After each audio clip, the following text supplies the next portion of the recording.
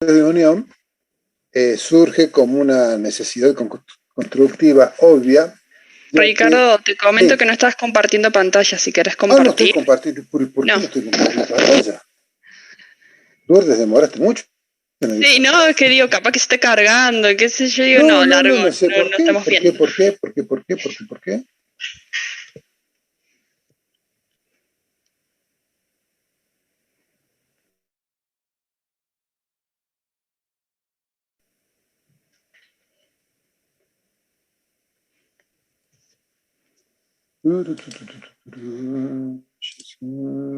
Ahí me están viendo. Ahí está, ahora sí, Ahora estamos, bueno, ahora estamos. bueno, perfecto. Ahora sí. Les decía que escucharon lo que dije recién, entonces vamos a comenzar con uniones y medios de unión. Básicamente, armado es que en el hormigón armado trabajamos con un elemento, que es el hormigón, que lo colocamos dentro de un molde, que es el encofrado, en una consistencia pastosa, que luego, al endurecer, toma de la forma del encofrado, obviamente con toda la armadura que corresponda. En las estructuras metálicas trabajamos con perfiles que ya vienen conformados con sus distintas formas geométricas y que los debemos vincular entre sí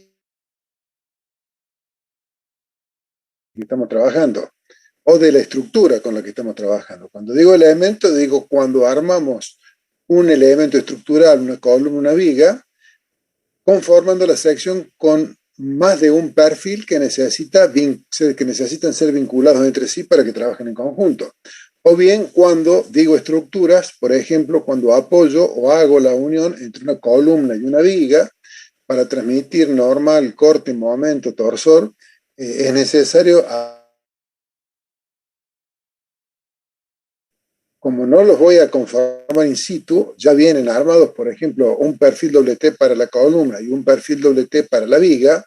Ese nudo va a requerir un estudio particular para que se transmitan los distintos tipos de esfuerzos.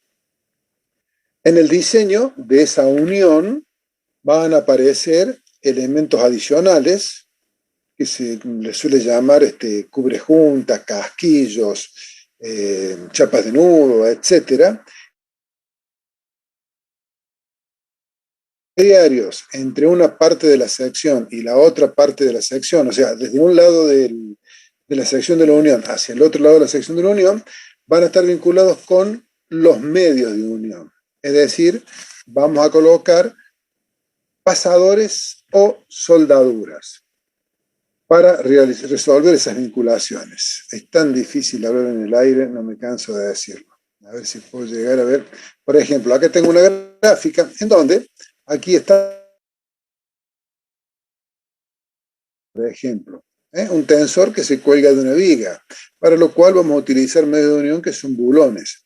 O bien un perfil doble T que se apoya en un perfil U, que es una columna, mediante una placa de apoyo que está tomada con 4 bulones. Es decir, aquí estamos viendo simplemente cómo vinculamos un tensor o una viga a una columna, donde esta viga se vincula a la columna o a este elemento por medio de esta placa de apoyo, es decir, que acá habrá una unión soldada entre el perfil doble T y la placa de apoyo y una unión con bulones o barras roscadas entre la placa de apoyo y este elemento que será una columna o un apoyo.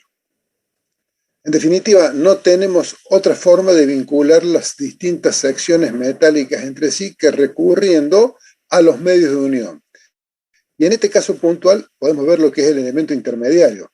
El tensor son estas dos chapas que están puestas aquí en corte. Si lo veo en vista, es este elemento que está vinculado mediante dos pasadores a este perfil T.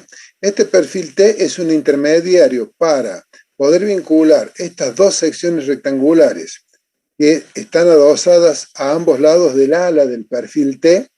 La fuerza de tracción pasa de este tensor por medio de estos pasadores que acá estoy viéndolos en vista y acá lo estoy viendo en un corte, pasa al alma del perfil T, el perfil T lo transmite desde el alma a sus alas de sus alas por medio de estos tensores lo transmite al ala inferior de esta viga, y así hemos llevado nosotros la fuerza de este tensor a esa viga mediante los medios de unión, que son los bulones en este caso, y este elemento adicional que le llamamos casquillo, que es un simple elemento de interfase entre el tensor y la viga.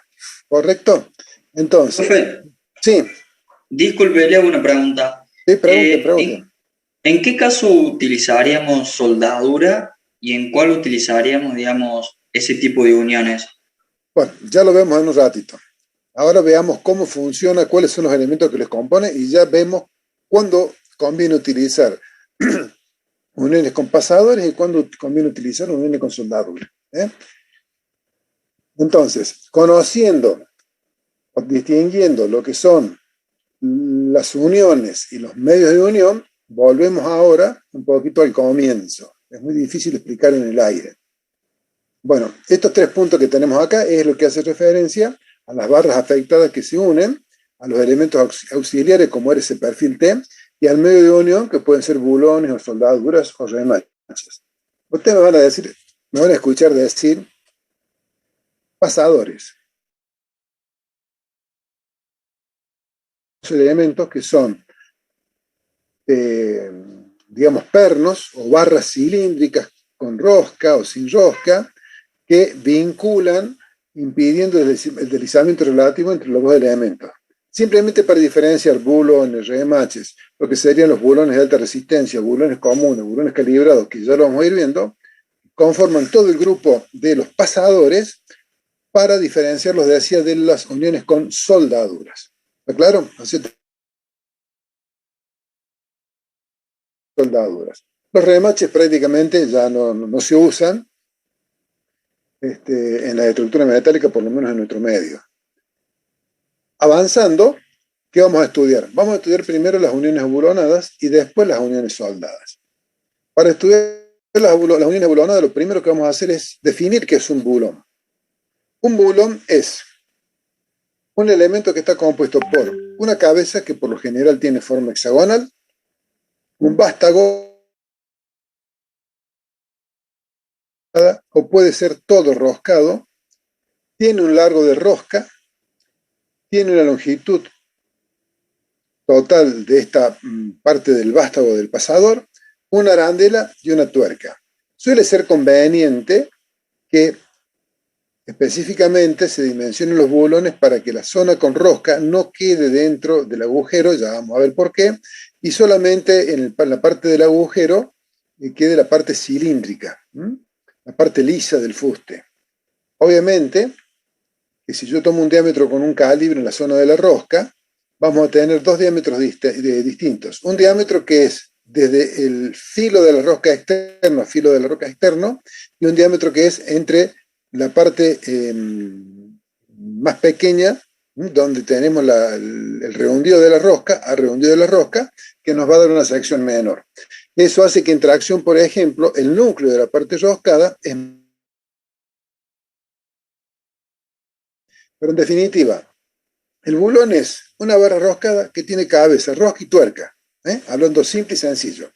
Para diferenciarlo del tornillo. El tornillo le decimos al elemento que tiene una cabeza que puede ser hexagonal o puede tener una cabeza plana para un destornillador plano, o puede tener una cabeza con punta paris, es decir, la cruz. Y el vástago es completamente con rosca y termina en punta. A eso le llamamos un tornillo.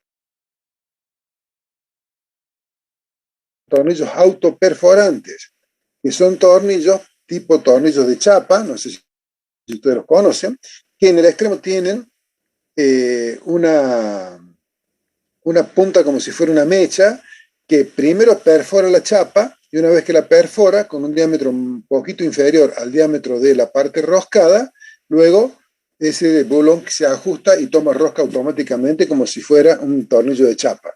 En definitiva, cuando no tuercas, básicamente tuercas y arandelas, es porque estamos trabajando con tornillos. Si tenemos que utilizar tuercas y arandelas, estamos trabajando con elementos de este tipo, que son los bulones. ¿Está claro? Bulones llevan tuerca. Tornillos no llevan tuerca, ¿sí? Y pueden ser que terminen en punta o que terminen como los autoperforantes con este elemento que permite la perforación y luego el autoajuste en las chapas.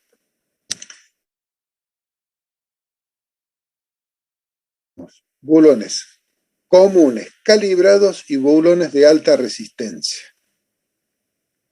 Primer concepto importante.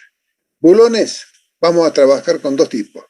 Bulones comunes calibrados y bulones de alta resistencia. La diferencia está en esta palabra, comunes y alta resistencia. Los bulones comunes son de aceros tipo F24, es decir, que tienen una fluencia igual o superior a 370 megapascales y una fluencia superior a 235. Esos son los bulones comunes calibrados. Los bulones de alta resistencia, como su nombre lo dice, son bulones que tienen una resistencia muy por encima de estos valores. Y hay de distintos tipos. Fíjense, tenemos rotura en 825 megapascales y 650 en fluencia, rotura en 800 megapascales y 640 en fluencia, depende cuál sea el tipo. Aquí tenemos de mayor capacidad 1030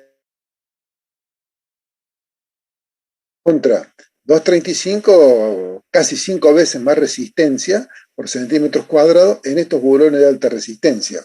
Y tiene su motivo, que lo vamos a ver en su forma de trabajo. Entonces, ¿cuáles son las ventajas de utilizar bulones? Las ventajas de utilizar bulones son las siguientes. Primero, que no se necesita mano de obra especializada. No tenemos problema. Nosotros estamos colocando los bulones en una columna para vincular una viga con la chapa de nudo, como vimos la semana pasada en esa nave en construcción, donde la columna está a 10 metros de altura, donde el operero está colgado con un arnés o está en una barquilla y tiene que poner los bulones. Es muy simple, poner el bulón, la arandela, la tuerca y ajustar. No hay que hacer muchos cursos para poder hacer esa aplicación. Es decir, se puede utilizar en condiciones que no sean las más favorables. Pues, insisto, porque la gran diferencia con la soldadura, no requiere mano de obra mayormente especializada. El control de calidad prácticamente es muy simple. En los bulones comunes sigue siendo simple, un poquito más complicado, pero simple en los bulones de alta resistencia. No genera ruido. Por ejemplo, en una unión, en una zona rural donde no hay electricidad, no necesitamos electricidad, o sea, es una colocación manual. Son diferencias con la soldadura, ¿verdad? Digamos, se puede trabajar en lugares donde las chispas, los saltos de chispas, trabajar con amoladoras, etcétera, puede traer problemas. Aquí no hay ningún tipo de chispas que salten, no se trabaja con electricidad, etcétera. ¿Cuál es la contra que tienen los bulones? La contra que tienen las uniones buloneras son que se necesita gran precisión en la ejecución de los agujeros. Si ustedes tienen una viga de 12 metros de largo, ¿sí? La precisión en la ejecución de esos agujeros tiene que ser. Tengamos problemas en el montaje. Los remito de nuevo a la fotografía que les mostraba de esa columna, donde tenemos una columna a unos 10-12 metros de altura, a 20 metros está la otra columna, y tenemos que colocar vigas en las dos direcciones horizontales, digamos, además de la vertical. Entonces requerimos de precisión en el montaje de la columna para que luego la viga, cuando la vayamos a colocar, coincidan los agujeros. Precisión en los agujeros. 20 bulones entre el alma de una viga y una placa de apoyo tiene que coincidir perfectamente, hecho con plantilla, con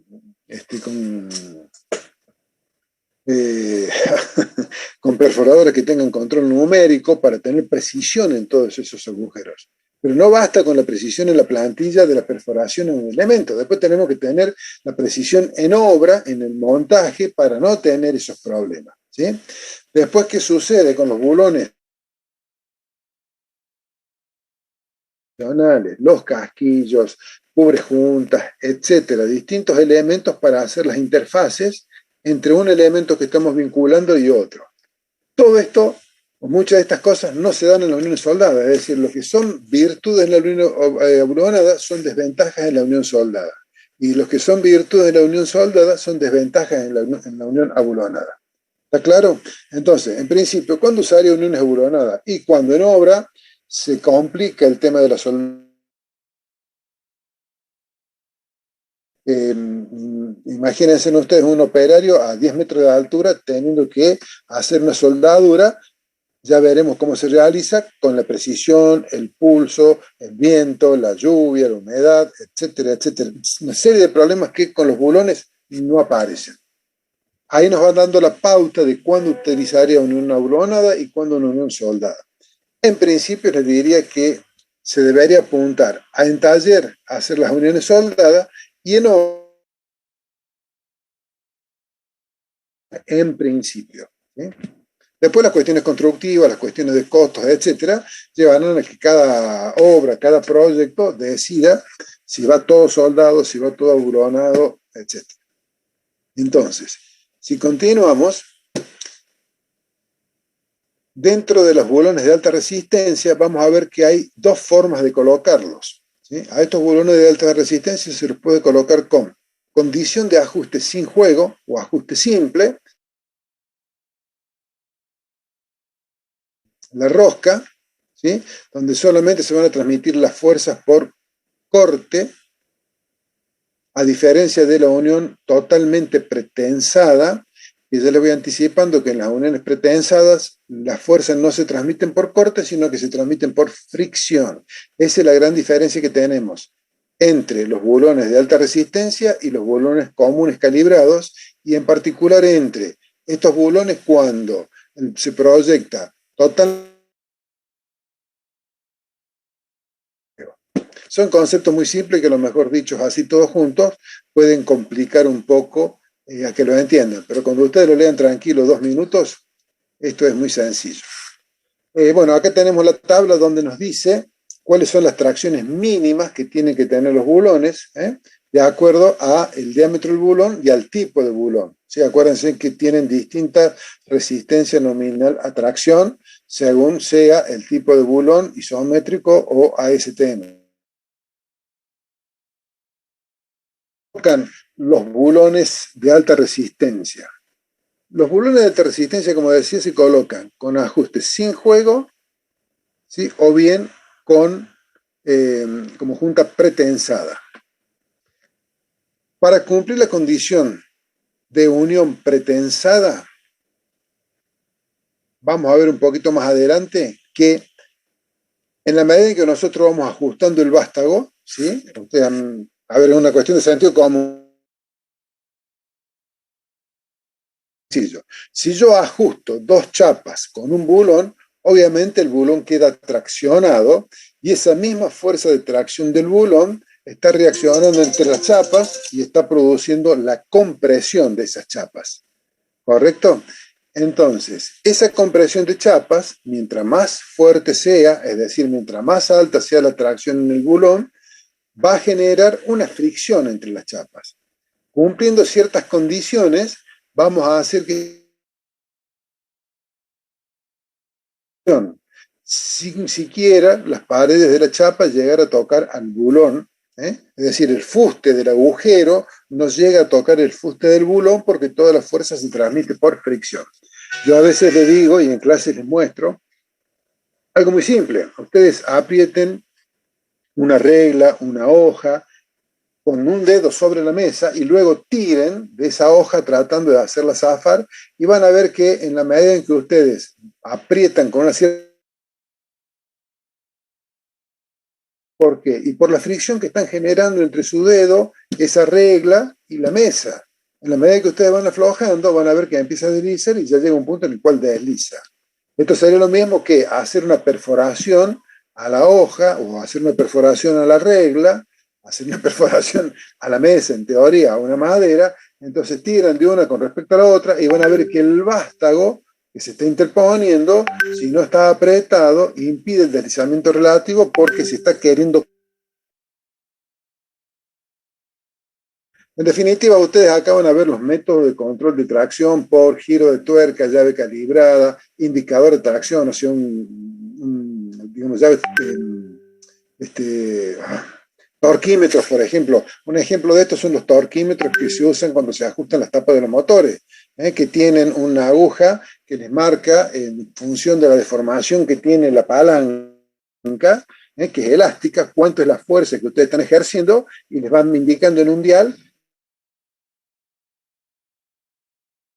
sofisticado que electrónicamente, mediante sensores, le va indicando cuánto es la fuerza de tracción.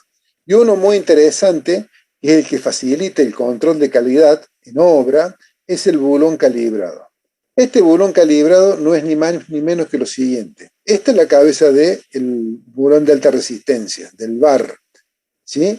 Este es el núcleo o parte lisa, tenemos la rosca, esta es la tuerca, están las dos arandelas, y este elemento engancha o calza justo con la tuerca. Y este bulón acá termina también en un hexágono.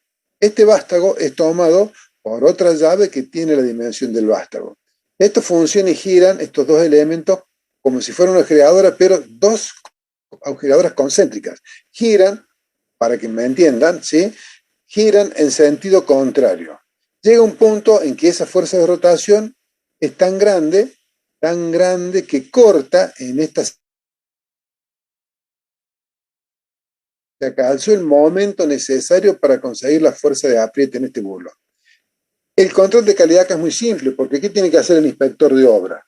Tiene que ir mirando que todos los bulones tengan este elemento cortado. Si lo tienen cortado, es porque se alcanzó el momento, y si no lo tienen cortado, hay que reajustarlo. Esa es una cuestión importante. En muchas obras suele suceder que a veces el operario, como hay que hacer bastante fuerza mediante estos métodos para conseguir el momento de apretar,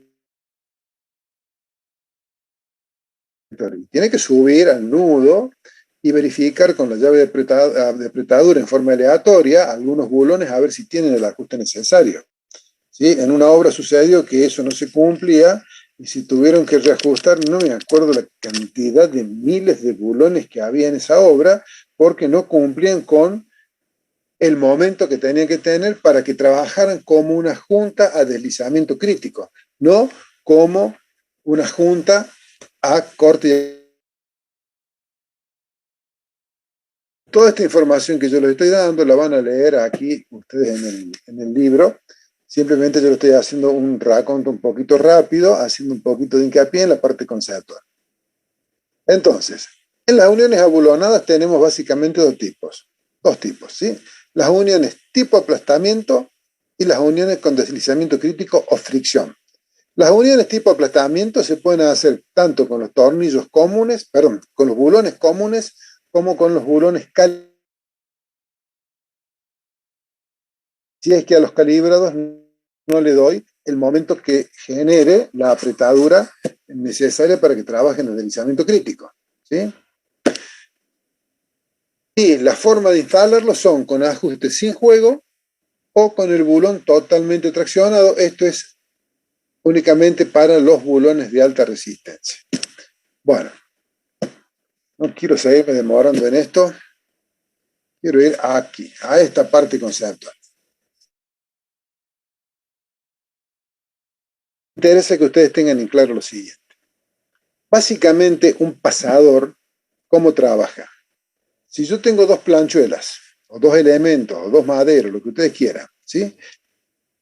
Y tengo que transmitir una fuerza de un lado al otro de esta sección donde está el empalme, perforo esos dos elementos y coloco un pasador. Cuando tiro, esto provoca acá un efecto tipo cuchilla, es decir, que estás solicitando al corte la fuerza que viene viajando por esta barra, pasa por esa junta a esta otra barra. Pero antes de pasar, ¿qué va a hacer? Cuando yo tiro, para que esto no se deslice, obviamente en esta sección, ¿sí? En este contacto que se da entre la chapa que estoy vinculando, o madero, y el fuste del bulón, va a haber una tensión de aplastamiento. Lo mismo va a ocurrir de este lado. Cuando este elemento se quiere deslizar de este elemento contra el fuste del vástago. Esas aplastaduras generan este corte que en definitiva la sumatoria de las tensiones por las áreas, o la integral de las tensiones por el área de contacto, me va a dar la fuerza T. La integral de las tensiones de corte por el área transversal del perno me va a dar la fuerza T. O sea, no hay otra fuerza más que la T que se distribuye en tensiones de aplastamiento y en tensiones uniformes de tracción en cualquier sección de esta, se concentra por las tensiones de aplastamiento y pasa por corte a través de el vástago. Las tensiones de aplastamiento que se producen en esta chapa, ¿sí? Si nosotros lo vemos en planta, tendría una forma tal como esta. Perdón, tendría una forma tal como esta. Es este bulbo de presiones. Es decir, las máximas tensiones de aplastamiento se dan acá hacia el eje, van disminuyendo hasta que hacen cero, ¿sí? Es este bulbo de presiones. Las tensiones, estas, insisto, son tensiones de aplastamiento entre la madera, la chapa, depende del material que sea, y la pared del vástago. Esto es muy simple de verlo en una hoja.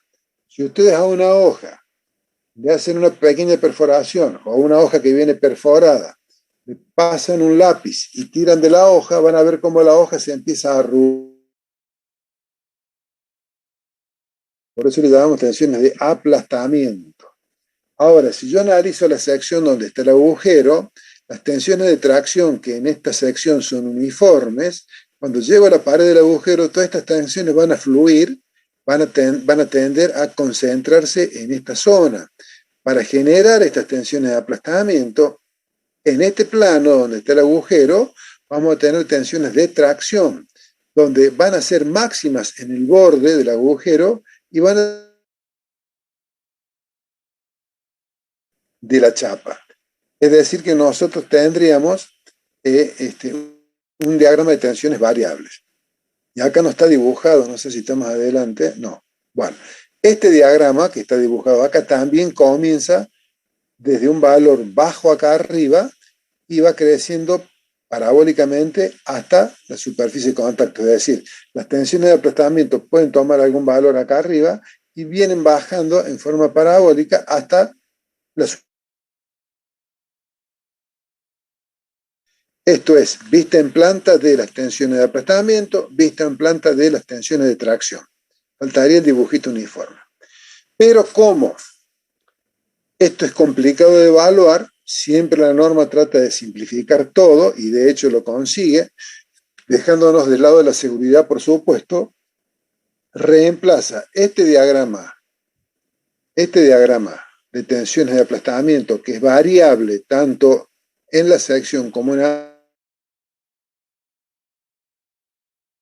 constante en la altura. Es decir, este diagrama, que es este mismo que está acá, ¿sí? En corte, ¿sí? Tenemos estas tensiones que son las tensiones de aplastamiento entre la chapa y el vástago, pero son las tensiones que tiene la chapa y que son las mismas tensiones que le está haciendo la chapa al vástago. Esta altura, ¿sí? De la chapa A es esta altura que tengo acá, o sea, hay un desfasaje en la escala, pero estamos representando lo mismo, es decir, tengo este espesor, este diagrama de tensiones es este que está acá, este diagrama de tensiones es este que está acá, es decir, sacamos la chapa y ponemos lo que le hace la chapa a esta parte del vástago, estas tensiones de aplastamiento. Sacamos la chapa y ponemos lo que le hace a esta parte del vástago, estas tensiones de aplastamiento, ¿correcto? Entonces, la norma, todos estos diagramas que son variables, ¿sí? Que vaya a saber cómo son estas variaciones, notablemente el cálculo. Es decir, que nosotros vamos a considerar, ya lo veremos un rato, que lo que se está aplastando, en rigor, vamos a tomar el diámetro del vástago por el espesor de la placa, nos da el área que se aplasta. Esa área se está aplastando con una tensión particular, que ya la veremos en un ratito, que no es la que soporta el material, es otra distinta. ¿Por qué? Porque está contemplando que esta no es la sección que se aplasta, es toda esta sección, el fuste del vástago completo.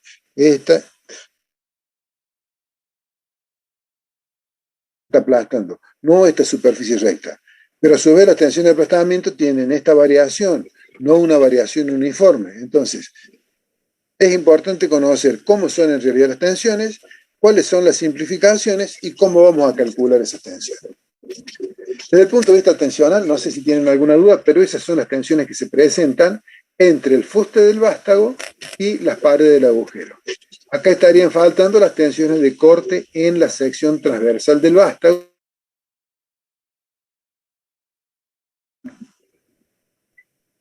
Si está bien las tensiones, pasamos a las formas de rotura, a las roturas que se pueden producir. ¿No hay preguntas? Bien. Las posibles roturas o fallas que se pueden producir son las siguientes. Primero, que se corte el vástago por las tensiones de corte, debido a la fuerza que está pasando de una sección a la otra. Corte del vástago.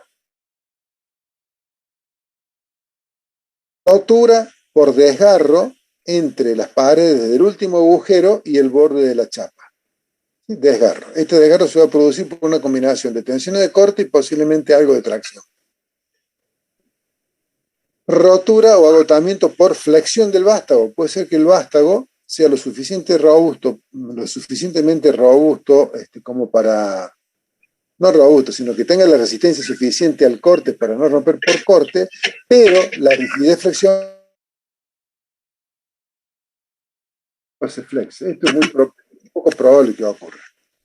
Esto es el aplastamiento que les decía recién que se produciría si ustedes toman una hoja de papel perforada, le ponen una lapicera, tiran hacia acá y ponen la lapicera y el papel acá atrás se empieza a aplastar. Bueno, este es el aplastamiento que también se puede dar en la unión abulonada, obviamente. Y por último, lo que tenemos que verificar es que en la sección neta, ¿sí? Porque yo acá tengo una sección donde la tensión,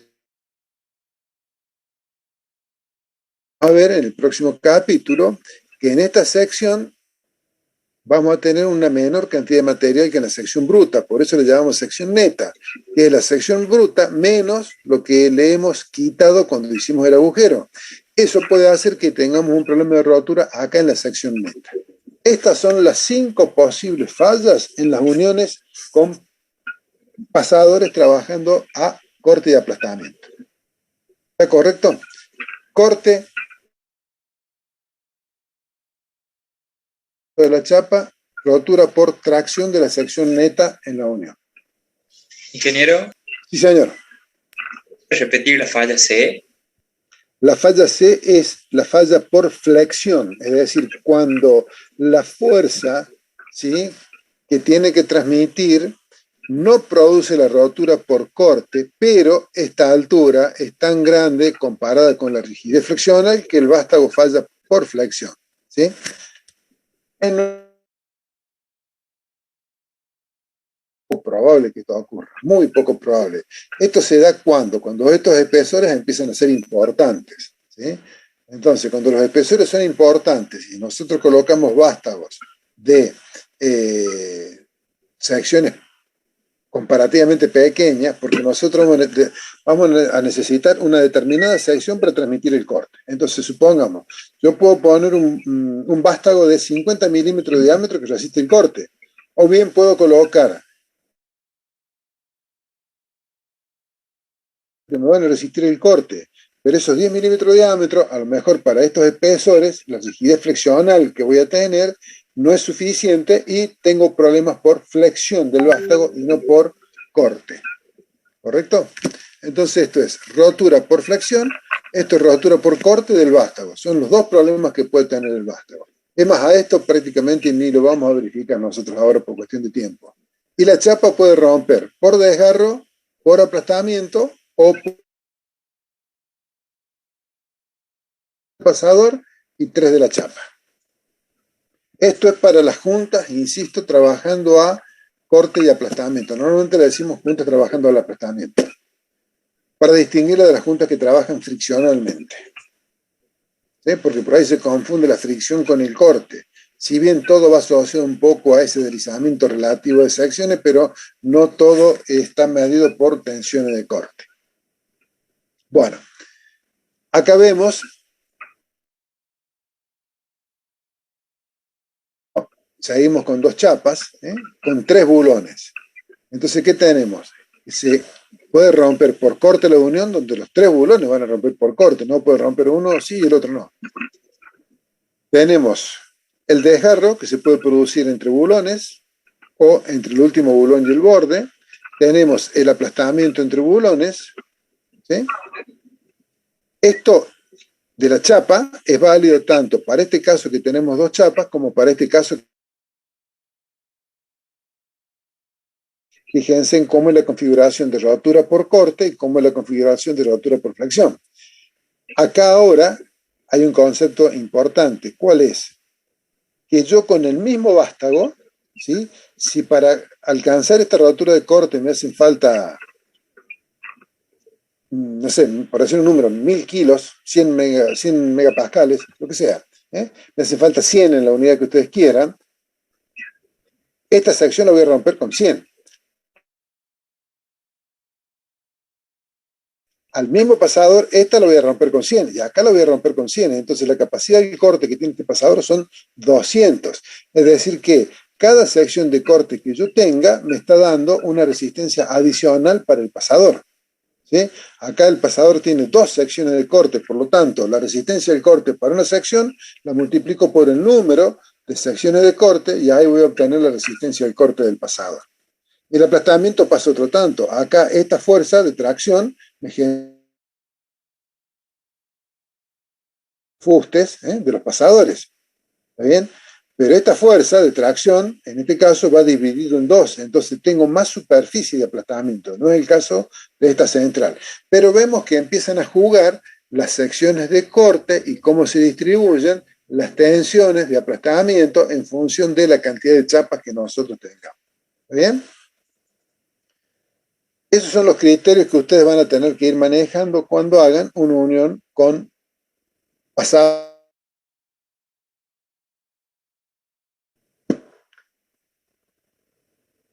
Acá tenemos uniones, en este caso particular, que está trabajando de manera combinada. Si ustedes se fijan, nosotros venimos con una ménsula o una viga que apoya sobre un elemento mediante estos 4 bulones, ¿sí? Nos interesa, en este caso, analizar cómo se comportan esos bulones, a qué están solicitados. Nada mejor que tener una vista en esta dirección. Veremos que tenemos la carga P y el momento M. Con la carga P sería suficiente, pero bueno, le sumamos el momento. Es decir, que con respecto acá a la junta, tendremos un momento resultante, que es la suma, no sé, bueno, supongamos que es la suma de este momento más la carga P por el brazo de palanca. Ese momento me va a generar, en relación a estos 2 pasadores, una fuerza de tracción y una fuerza de compresión, para tomar el momento. Y el corte me va a tomar pasadores. Es decir, que la fuerza de corte que va a tomar cada pasador, que es vertical, va a ser el corte total dividido 4. ¿Sí? Y la fuerza de tracción que van a tomar los pasadores va a ser el momento total dividido este brazo de palanca, dividido 2 porque tengo 2 pasadores arriba, y abajo tendré 2 fuerzas iguales a las de arriba, pero que van a ser de sentido contrario, es decir, van a ser de compresión. Es un esquema estático que acá lo tienen, pero ¿qué es lo importante? Este pasador está trabajando al corte, se está cortando. Si se está cortando, aparecen tensiones de aplastamiento, es decir, vamos a tener que verificar el aplastamiento, ¿sí?, de la chapa contra el vástago. Vamos a tener que verificar el corte combinado con la tracción para ese pasador. Es decir, solicitaciones combinadas de tracción y corte, lo cual nos da las tensiones principales, si ustedes se acuerdan del Moore. ¿Está bien? Entonces, vamos abriendo la mente, vamos comprendiendo cómo funciona. ¿A qué está trabajando? Al corte, porque las fuerzas van hacia abajo, el pasador está impidiendo que estas 2 chapas se deslicen, se está cortando en esa sección y en esa sección. Son dos secciones de corte. O sea, este elemento, ¿sí?, está trabajando de esta manera. Perdón, de esta manera. ¿Sí? Estas son las dos chapas que están colgadas y este es el alma del perfil T. Nada más que está girado. Acá está horizontal y aquí lo tengo en posición vertical. Es esta unión. ¿Sí? Pasador trabajando al corte. ¿No? ¿Qué tengo? Otros dos pasadores que están trabajando solamente a tracción. Porque, ¿cómo hago para saber que están trabajando a tracción? Si a este elemento yo le saco la rosca, le saco la tuerca, esto se desliza hacia abajo. Entonces, para que no se deslice, ¿qué hago? Le pongo la tuerca. O sea, la única fuerza que está tomando el pasador es de tracción. Acá no hay corte y no hay fuerza de aplastamiento. Acá sí tengo fuerza de aplastamiento.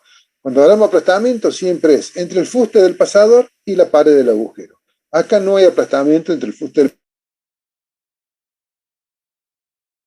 en el eje del pasador. No es perpendicular al mismo. O sea que solamente trabaja tracción. O sea que tenemos aquí un ejemplo donde dos pasadores trabajan solamente tracción y uno trabaja corte y aplastamiento. Y acá tenemos que trabajan a tracción, a corte y aplastamiento, las tres simultáneas. Y este trabaja a compresión, corte y aplastamiento. ¿Está claro? Es importante saber a qué está trabajando. Si sabemos a qué está trabajando, nos vamos rápido. Todas las fórmulas que vamos a ver, paso para allá, paso para acá. Si no tengo claro a qué está trabajando, no me sirve de nada tener todo este capítulo, ¿sí?, en color, en Super HD, etcétera, etcétera, si no sé qué tengo que verificar. Entonces, primero el concepto, ¿cómo funciona?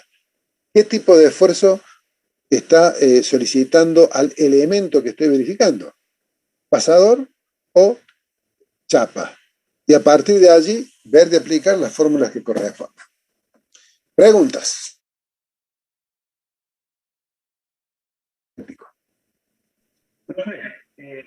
A mí No te escucho bien. Ahora sí. no me quedó claro el gráfico C. No entendí lo que dijo de la sección. En la filmina anterior. ¿En esta? ¿Puede repetir lo que ha dicho de las secciones ahí? Las secciones, muy simple. Si yo en esta sección... perdón, les voy a aclarar algo. Van a ver en todos los libros porque es la más didáctica, la más simple, la más sencilla para entender cómo funciona. Nunca la debo usar. ¿Por qué? Omití decirles algo. Esta fuerza, si vengo, su recta de acción no coincide con la de esta fuerza. Son dos fuerzas de igual magnitud, de sentido contrario, con una excentricidad. Eso genera un momento que estas chapas seguramente no las van a tomar. ¿Por qué? Porque por más que sea pequeño la sección transversal que tiene generalmente es importante que por la tensión que puede soportar, me da que estas fuerzas son fuerzas grandes. Y por más que estas excentricidades sean pequeñas, van a generar momentos que proporcionalmente son grandes y estas chapas no lo van a poder tomar por fracción. Es decir, nunca tenemos que hacer una junta de este tipo con esa excentricidad constructiva. Nunca. Esto es simplemente los efectos de entender cómo funciona. Vamos ahora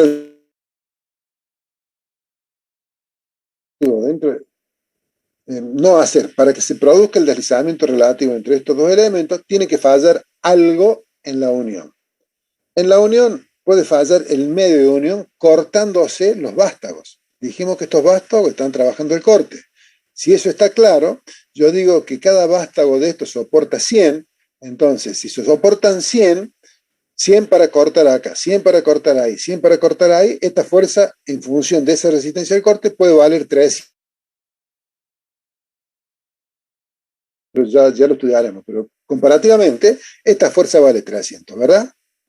Ahora, fíjense en esto. Si yo esta chapa la corto a la mitad, a lo largo, y en lugar de poner una chapa de 2 centímetros de espesor, pongo 2 chapas de 1 centímetro de espesor. Es decir, que esta sección la mantengo, nada más que ahora con 2 chapas. ¿Sí? Y si a este vástago, que es el mismo que tenía acá, soporta 100, resulta que ahora para cortarlo, con la misma fuerza que yo tengo que transmitir, lo tengo que cortar en 2 secciones, porque hay 2 secciones que se oponen. Esas 2 secciones, a cada una la voy a romper cuando llegue a 100 kilos, a 100. Entonces, tengo 100 y necesito 100 más, o sea, necesito 200 para agotar un vástago. O sea que si yo pongo 3 vástagos, como están acá en esta junta, fíjense ustedes que simplemente son 3 vástagos por 200, o sea, por 2 secciones de corte, esta junta puede transmitir 600, cuando esta junta puede transmitir 300. ¿Qué fue lo que cambié? En lugar de utilizar una chapa de 2 centímetros, utilizo 2 chapas de 1 centímetro. ¿Sí? Y dupliqué, porque dupliqué las secciones de corte, dupliqué la capacidad portante de esta junta, desde el punto de vista del comportamiento del corte del vástago. No sé si está claro. Sí, profe. Sí. Que está claro, gracias. Bueno, y con la flexión pasa otro tanto, o sea, acá falta el de la flexión, pero lo mismo pasa acá con la flexión. Y ya vamos a ver que con el aplastamiento pasa algo parecido también, pero ya lo vemos con las formulitas. Lo que me interesa es que les quede claro cómo funciona y específicamente qué son las secciones de corte. Es decir, que yo, mientras más secciones de corte, cada sección de corte tiene una resistencia. Si tengo 2, tengo el doble. Si tengo 3, tengo el triple. Si tengo 5, tengo la quintuplico a la resistencia del corte. ¿Sí? Si soporta 100 y yo pongo 3 de un lado y 2 del otro, genero 5 juntas, entonces cada vástago va a soportar 500. Mientras que si hago una sola junta, cada vástago soporta 100. Entonces fíjense ustedes cómo aumenta la capacidad de acuerdo a la cantidad de juntas de corte que nosotros tengamos. Bueno, dicho todo esto, las 5 posibles roturas, 2 de la chapa, ¿sí? Y 2 del vástago. Y falta acá la sección neta, eso me estaba faltando. Visto el comportamiento, tracción pura, corte puro y aplastamiento, tracción combinada con corte y aplastamiento, que es el caso más complejo y más completo. Entonces, con esos conceptos vamos a ver cómo se determina la resistencia de los diseños de los bulones en unidades tipo aplastamiento, atracción y corte. Bueno, a partir de aquí viene toda una deducción que es algo tremendamente aburrido resolverlo.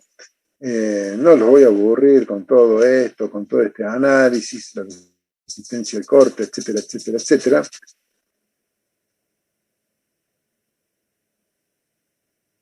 ¿Dónde estaba? Entonces el corte. Bueno, acá están las fórmulas. Toda esa deducción va a terminar en lo siguiente.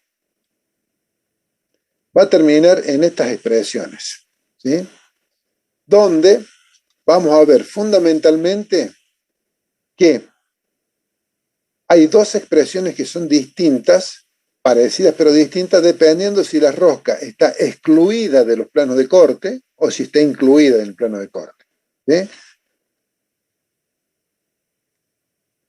Resistencia, ahí, bueno, acá me faltó la especificación, pero bueno, ustedes lo tienen completo en el libro, ¿sí? Cuando la rosca está excluida de los planos de corte, se aplica esta expresión, y cuando la rosca está incluida en los planos de corte, se aplica esta otra expresión. Eso es debido a que la rosca genera menor superficie de contacto entre menor superficie. Bueno, estoy pensando otra cosa. Esto se debe a que la rosca, cuando está incluida dentro de la sección, el área de corte es menor, se considera un 75% del área del vástago, de la parte cilíndrica sin rosca. Entonces, a partir de allí es que aparecen estas expresiones. Bueno, todo eso lo van a leer acá, está todo explicado. La resistencia de la tracción, obviamente la resistencia que tiene el bulón por tracción. Aquí tienen la expresión donde permite obtener cuánto vale la resistencia, teniendo en cuenta el comportamiento de la solicitación en parte por corte y en parte por tracción. Y la resistencia de diseño del bulón es esta fuerza, esta tensión Ft multiplicada por el área bruta del bulón y por este factor de resistencia. Esto es muy simple, yo se los dejo así para que ustedes lo lean y lo vean con el práctico. Van a estudiar todas las fórmulas, van a ver todas las aplicaciones. Me interesa la parte conceptual. En lo que hace el aplastamiento comprende 2 posibles fallas. Es el desgarro entre agujeros, es el desgarro del bulón final. Fíjense en que no es directo, sino que es en este sentido. O sea, se puede producir el desgarro en ese ángulo alfa, en este ángulo alfa se puede producir directamente en este ancho D, o bien, digamos que es el diámetro del bulón, o bien entre bulones y bulones. Estas son las verificaciones que nosotros tenemos que hacer, ¿sí? La resistencia nominal va a estar dada por esta expresión. Es el diámetro del bulón por T. T es la menor, no el cursor. T es el menor espesor de las chapas que estamos uniendo. O sea, la sección que la norma considera que se aplasta es la sección del cilindro del pasador. Es decir, el diámetro del pasador multiplicado por el espesor T es la sección transversal del cilindro. Es más fácil que yo se lo explicase. Es esta sección, ¿sí? Si yo corto con un plano vertical acá en el agujero, la norma me dice que voy a tomar como superficie de aplastamiento el diámetro del pasador por el espesor de la chapa. Esa sección es la que yo considero que se está aplastando. La capacidad que tiene esa sección al aplastamiento es esta tensión FU de rotura y va afectada por este factor C. Este factor C puede valer 2,4, 3, 2, etcétera, en función del tipo de agujero y si puede ser ovalado, no ovalado, etcétera. Normalmente nosotros vamos a tomar un valor de 2,4 por esta demostración que toma acá. Pero ¿qué es importante? Lo que es importante acá es el valor de T. ¿Sí? Ese valor de T, que es el espesor, y no sé por ahí si ustedes lo pueden leer en algún lado donde estaba escrito, pero T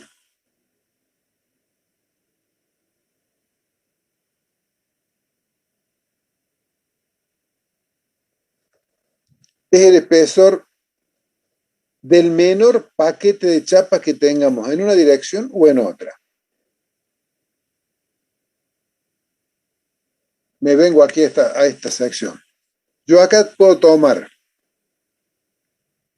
el T de las chapas que están a la izquierda de la junta o puedo tomar el T de las chapas que están a la derecha de la junta. A la derecha de la junta tengo una sola chapa. A la izquierda de la junta acá tengo dos chapas. Tengo que tomar el T correspondiente a la menor sumatoria de chapas de un lado o del otro, porque es la variable de lo que se está aplastando. Entonces, supongamos que yo acá tengo un espesor de 1 centímetro y 1 centímetro, y acá tengo 3 centímetros. Entonces, lo que se me va a aplastar primero son las chapas que están a la izquierda, porque la suma 1 más 1 son 2, es menor que 3. ¿Está bien? Entonces, eso va a generar que el aplastamiento se produzca en esta chapa porque tiene menor superficie de aplastamiento. Como la fuerza es la misma, proporcionalmente, entonces resulta que la tensión de aplastamiento va a ser mayor. A menor sección, obviamente, igual fuerza, mayor tensión.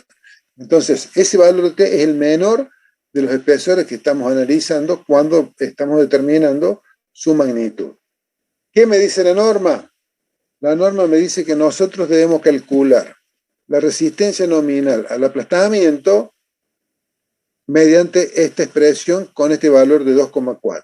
Y a su vez también tenemos que determinar la resistencia normal por el desgarro de la placa que está en función de estas expresiones que tenemos acá, donde estos valores de LC y LE son las distintas longitudes que nosotros vamos a tener para los desgarros, es decir, las distancias entre, ¿dónde está la gráfica? Acá. Las distancias que tenemos entre el eje del agujero y el borde de la chapa, la distancia que tenemos entre eje de agujero y eje de agujero, esos son los valores de L, ya sea LC o LE, según lo que nosotros estemos verificando, ¿sí?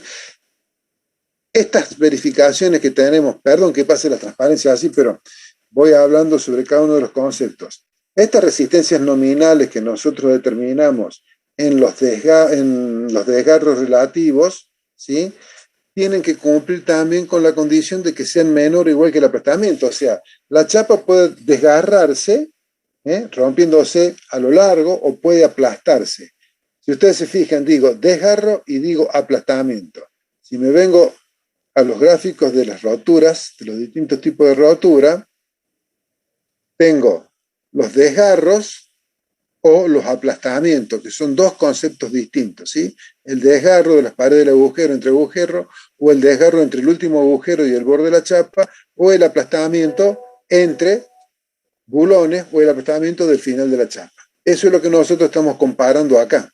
Es decir, que la capacidad portante de esa unión la va a determinar el menor de estos dos valores, ya sea aplastamiento o sea desgarro. No sé si está claro.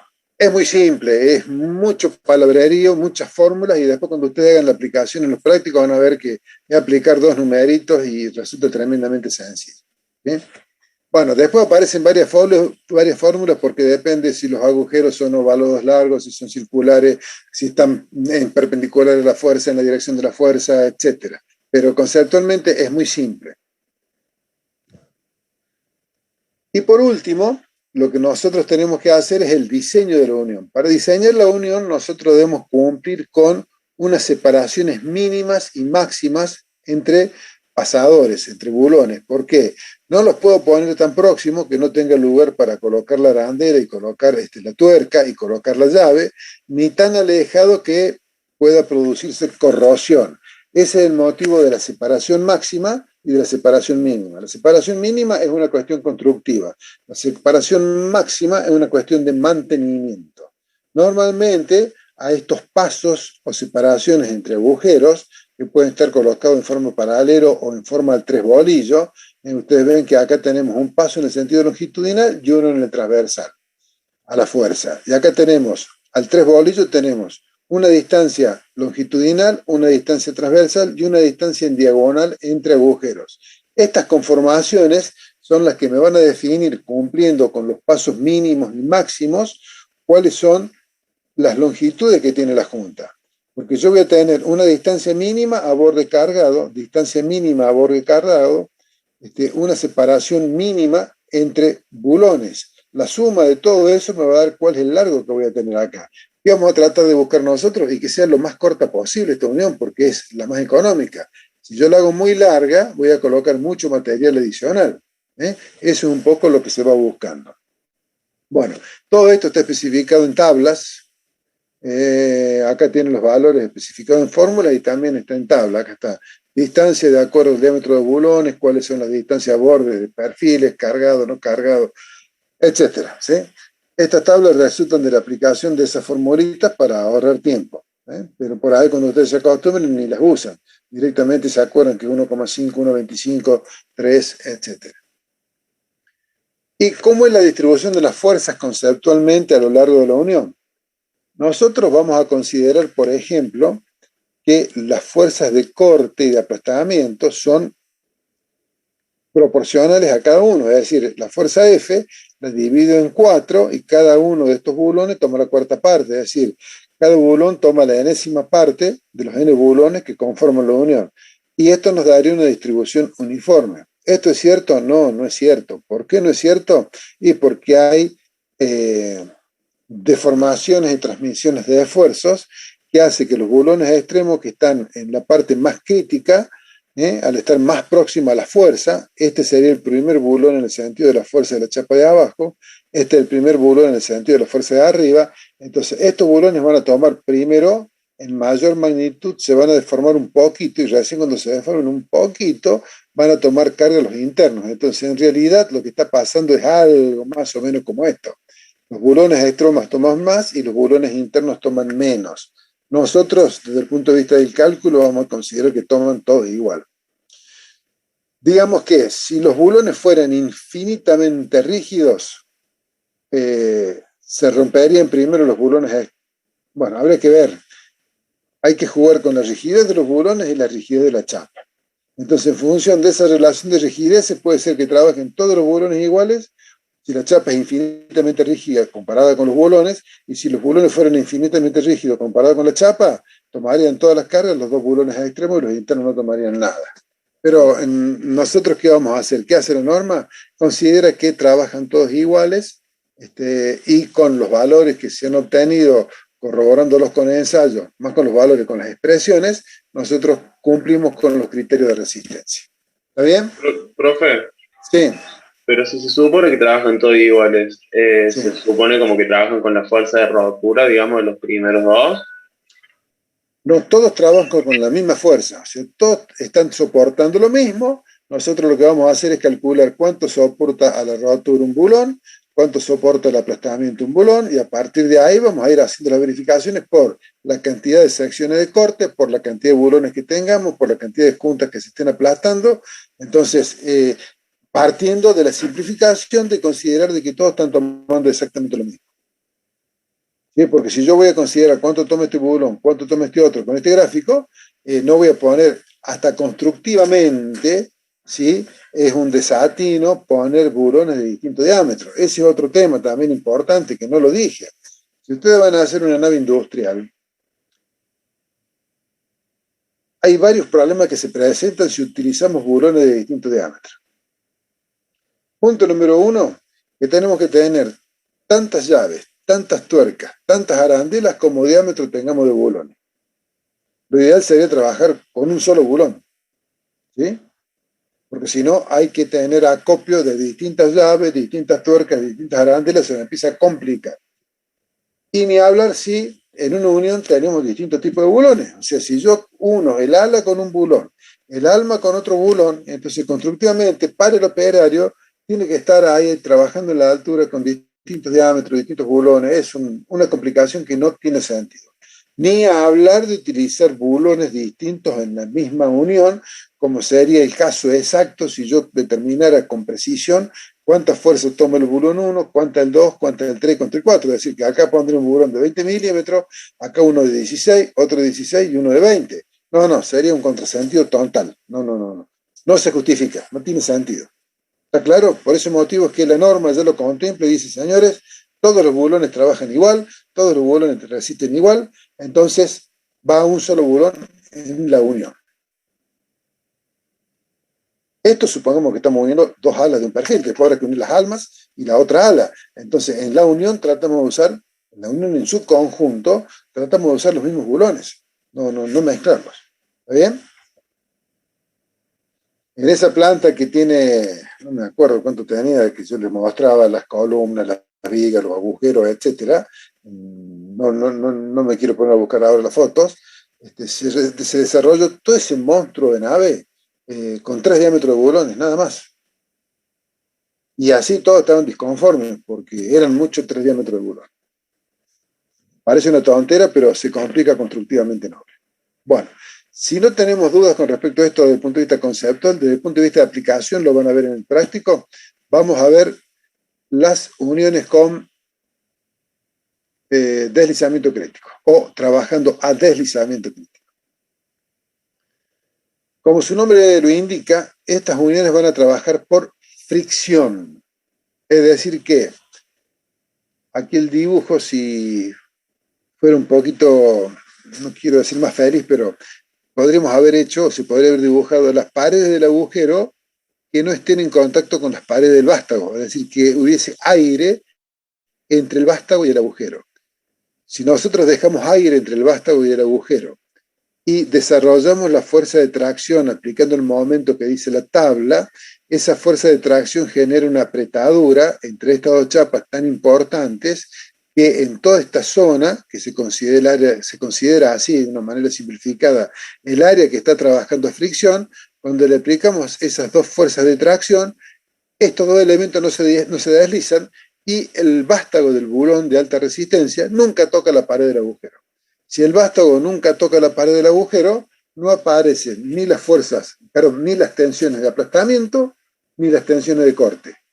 ¿Sí? Si el vástago no toca las paredes, no hay ni corte en el vástago, ni aplastamiento entre vástago y metal base. ¿Está claro? Toda la fuerza pasa por fricción únicamente. Lo que sí nosotros vamos a tener que considerar es que en la sección del agujero, las tensiones de tracción se concentran, ¿sí?, en esa zona, y habrá que verificar ahí la sección neta de la chapa que está traccionada. ¿Correcto? Pero insisto en que el comportamiento es completamente distinto, ¿sí? Lo importante es cuánto vale la fuerza de apretadura, que la determinamos de una tabla. A partir de esa tabla, para este diámetro, cumpliendo con esa apretadura, esa tabla nos va a decir cuál es la capacidad que tiene friccional esta sección. Nosotros no vamos a calcular ni el área, ni la tensión, absolutamente nada. La norma nos dice cuánto vale esta fuerza friccional, es decir, cuánto es la capacidad de transmitir por fricción que tiene esta junta para el diámetro del vástago. No doy más vueltas. Es importante decir que para que esto se cumpla, las caras en contacto de esta chapa con esta chapa, es decir, esas dos caras, tienen que tener un cierto tratamiento superficial de limpieza, es decir, no puede haber pintura, no puede haber antióxido, no puede haber óxido, no puede haber nada, ningún tipo de sustancia que lubrique de alguna medida, que disminuya este factor mu, el coeficiente de fricción del acero, el factor friccional entre estas dos chapas, para que se pueda desarrollar esa fuerza friccional. ¿Está claro? Si no tiene ese tratamiento superficial, que es simplemente un lijado, un pulido, una preparación de la cara, y quedan absolutamente limpias, si no se cumple con eso, no va a trabajar como una junta a deslizamiento crítico. ¿Está claro? O sea, son dos cuestiones. Conseguir la tracción que nos pide la norma mediante el momento torsor en la aplicación que hacemos con la llave de ajuste.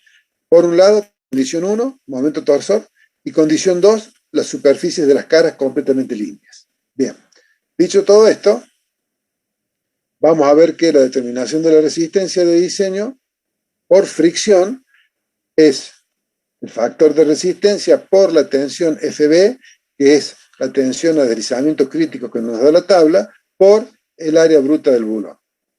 Tan simple como eso. Esta tensión a deslizamiento crítico la vamos a obtener de esta tabla en función del tipo de bulón,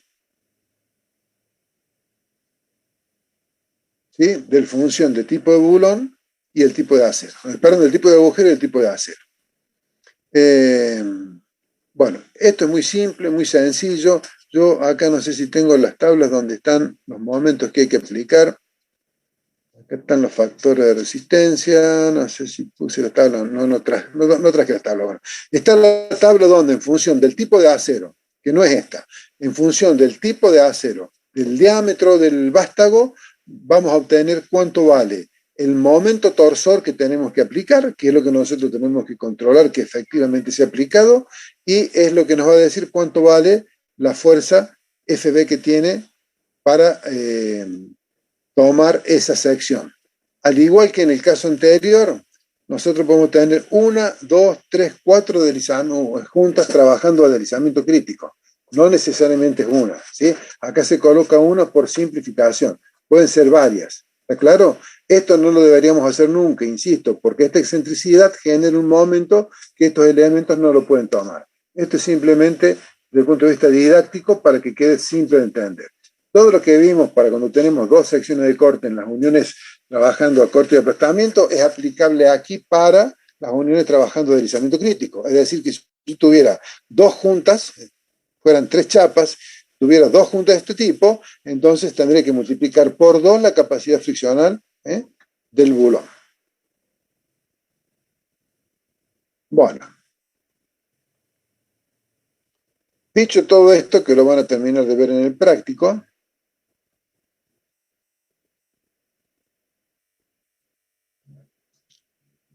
faltó algo. Faltó algo importante acá. Faltó algo importante, que es esto.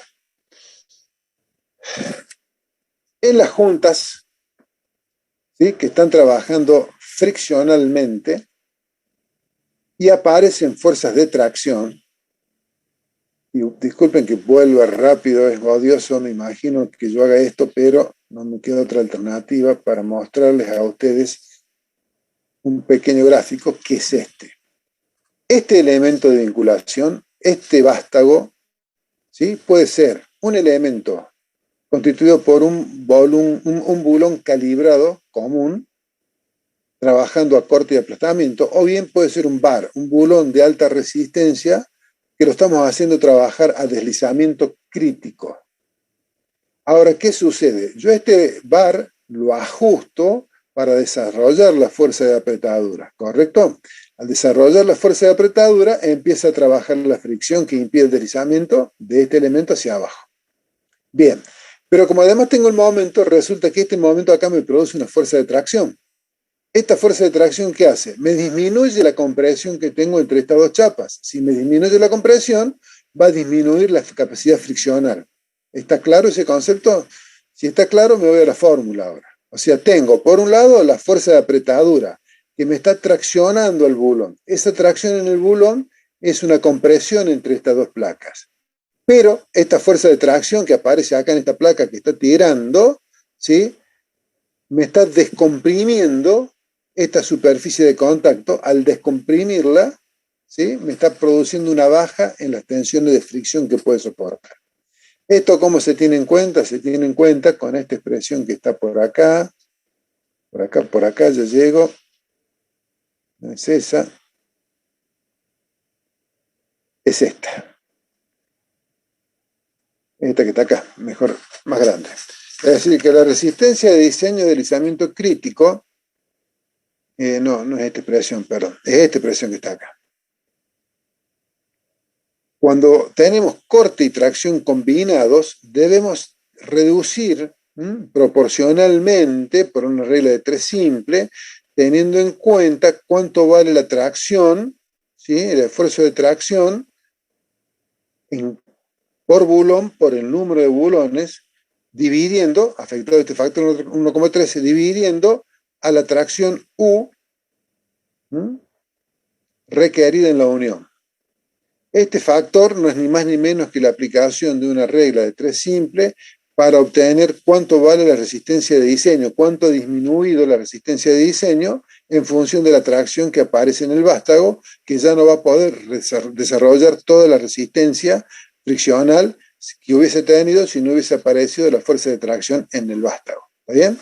Esa es la cuestión por la cual, cuando hay tracción combinado, debemos aplicar esta disminución en la resistencia. Es más, esta tracción puede llegar a ser tan importante que la junta ya no trabaje friccionalmente y trabaje únicamente a corte y aplastamiento. O sea, la tengamos que verificar a corte y aplastamiento porque absorbió toda la fuerza de pretensado y no tiene sentido o no va a trabajar directamente friccionalmente.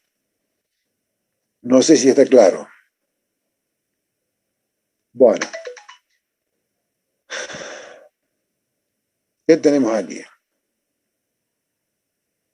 Aquí tenemos las uniones que transmiten, esto es lo que vamos a llamar juntas traslapadas, ¿sí? Es poco, más o menos todo lo que hemos venido viendo, donde aquí se aclara cuál va a ser la deformación y va a tener estas juntas si nosotros la diseñamos de esta manera. Debido a esta excentricidad, estas fuerzas van a tender a que se encuentre el equilibrio, que estas dos fuerzas sean colineales. Este dibujo faltaría completarlo, sería distinto.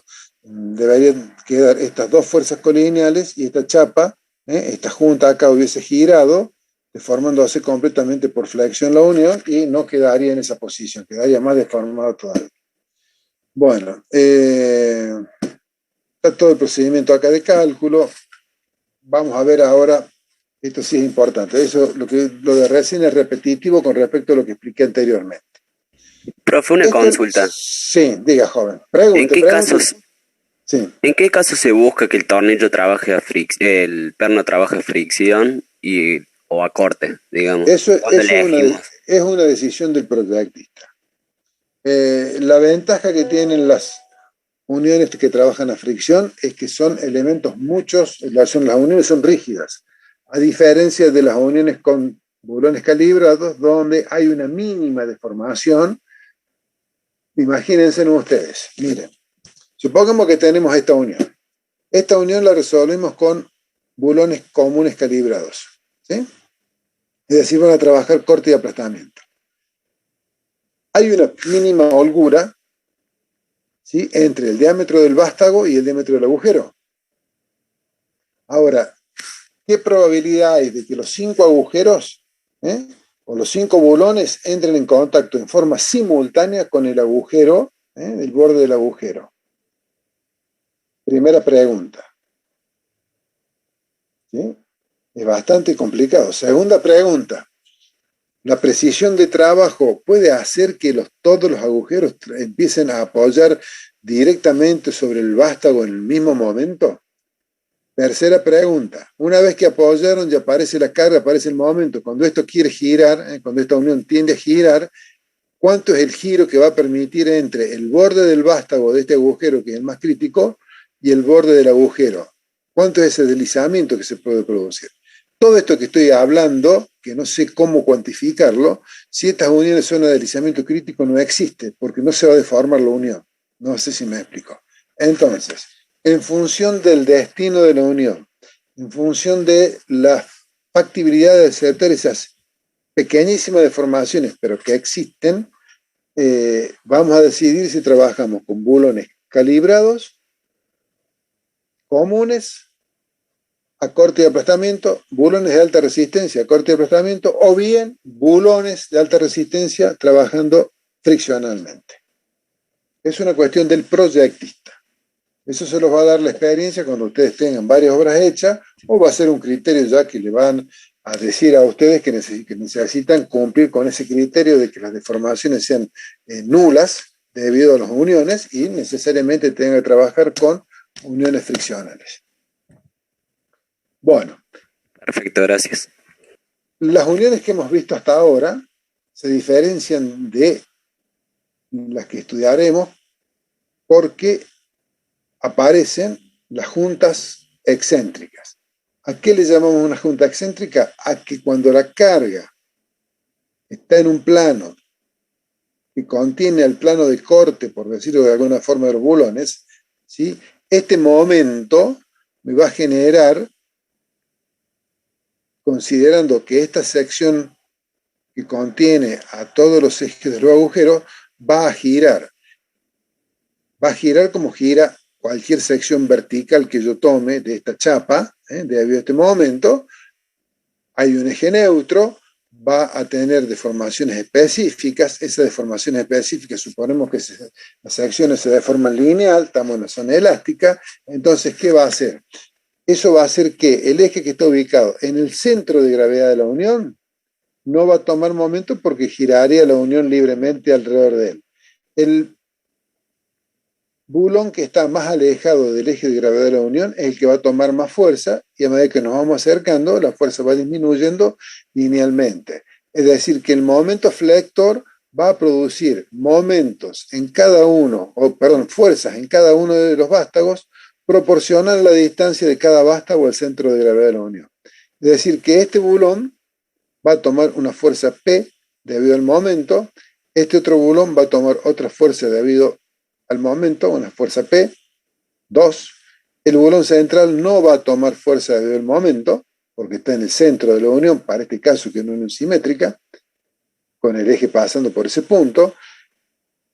Que también podría decir yo que la suma de la fuerza que toma un bulón por su grosso de palanca más la fuerza de otro bulón por su grosso de palanca más la de otro bulón, y así sucesivamente, los n bulones por el brazo de palanca que tienen, me tiene que dar un momento igual al momento que está solicitando la unión.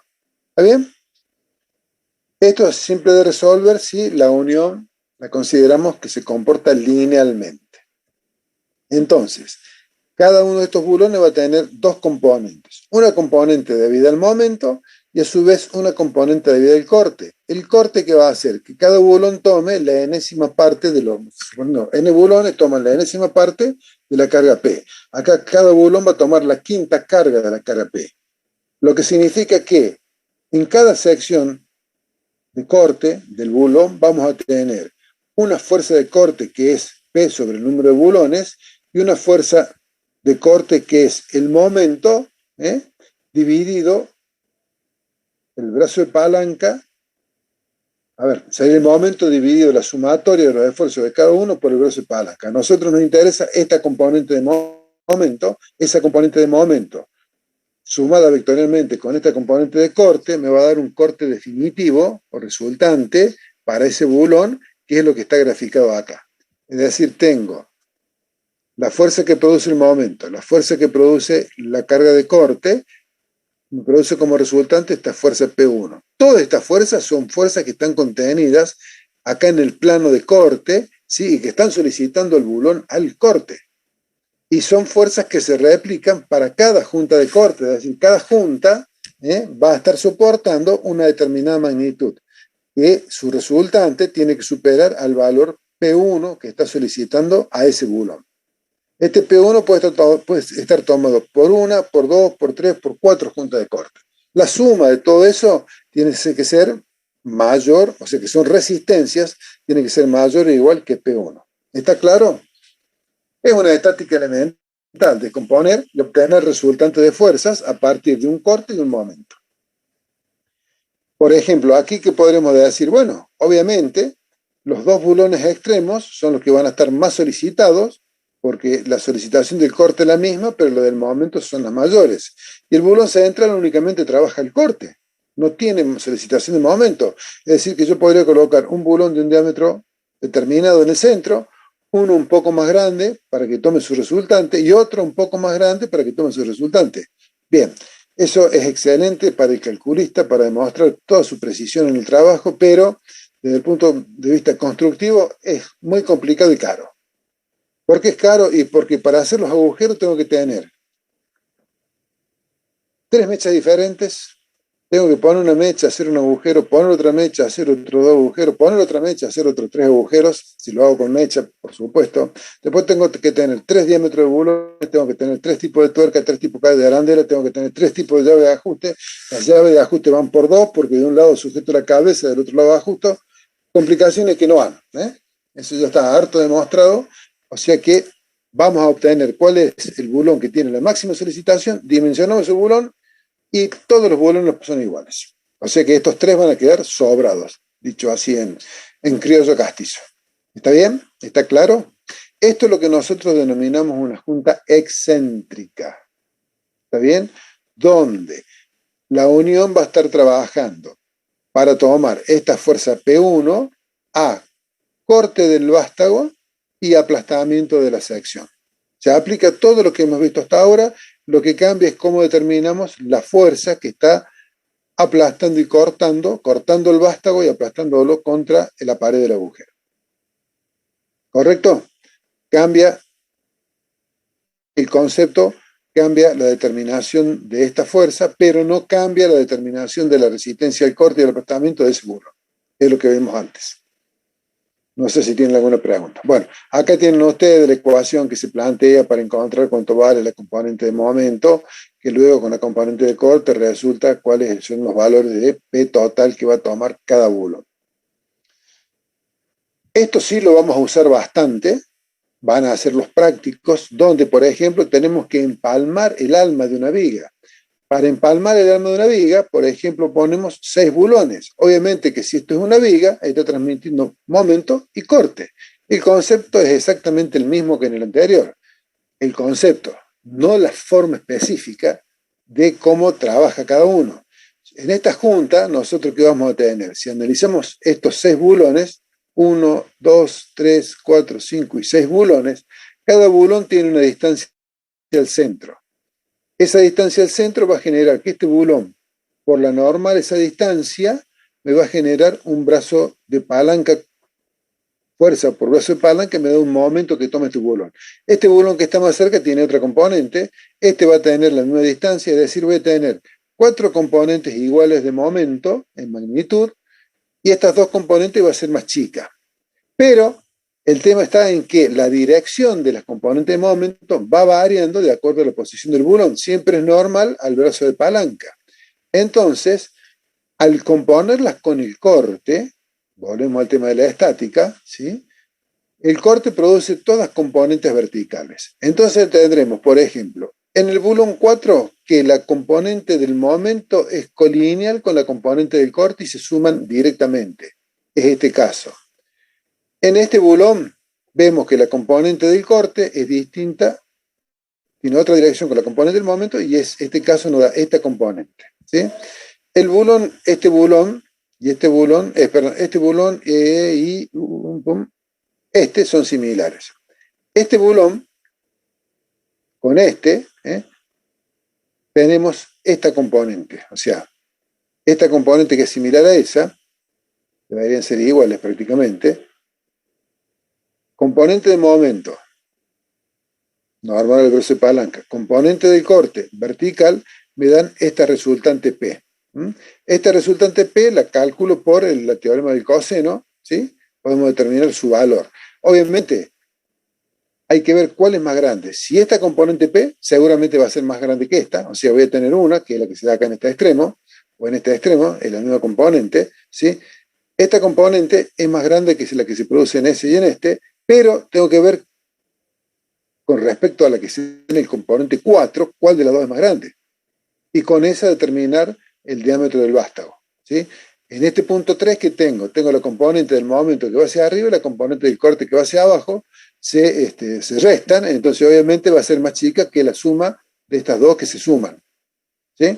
Acá la suma vectorial es con signos positivo y negativo, acá la suma vectorial, los dos tienen el mismo signo, por lo tanto es la suma directa. Mismo signo y colineal. Acá tenemos componentes vectoriales. Bueno, mucho palabrerío para una solución simple de un problema estático de composición de fuerza y encontrar cuál es el vástago que tiene la fuerza más grande. ¿Está bien? No sé si tienen alguna pregunta. De nuevo lo mismo, con la mayor fuerza P, en alguno de estos dos bulones, dimensionamos ese bulón a corte y aplastamiento o a fricción, contemplando la capacidad que tiene en función del número de secciones de corte o del número de secciones de fricción, dimensionamos ese vástago que es el más solicitado y hacemos los 6 vástagos iguales, obviamente.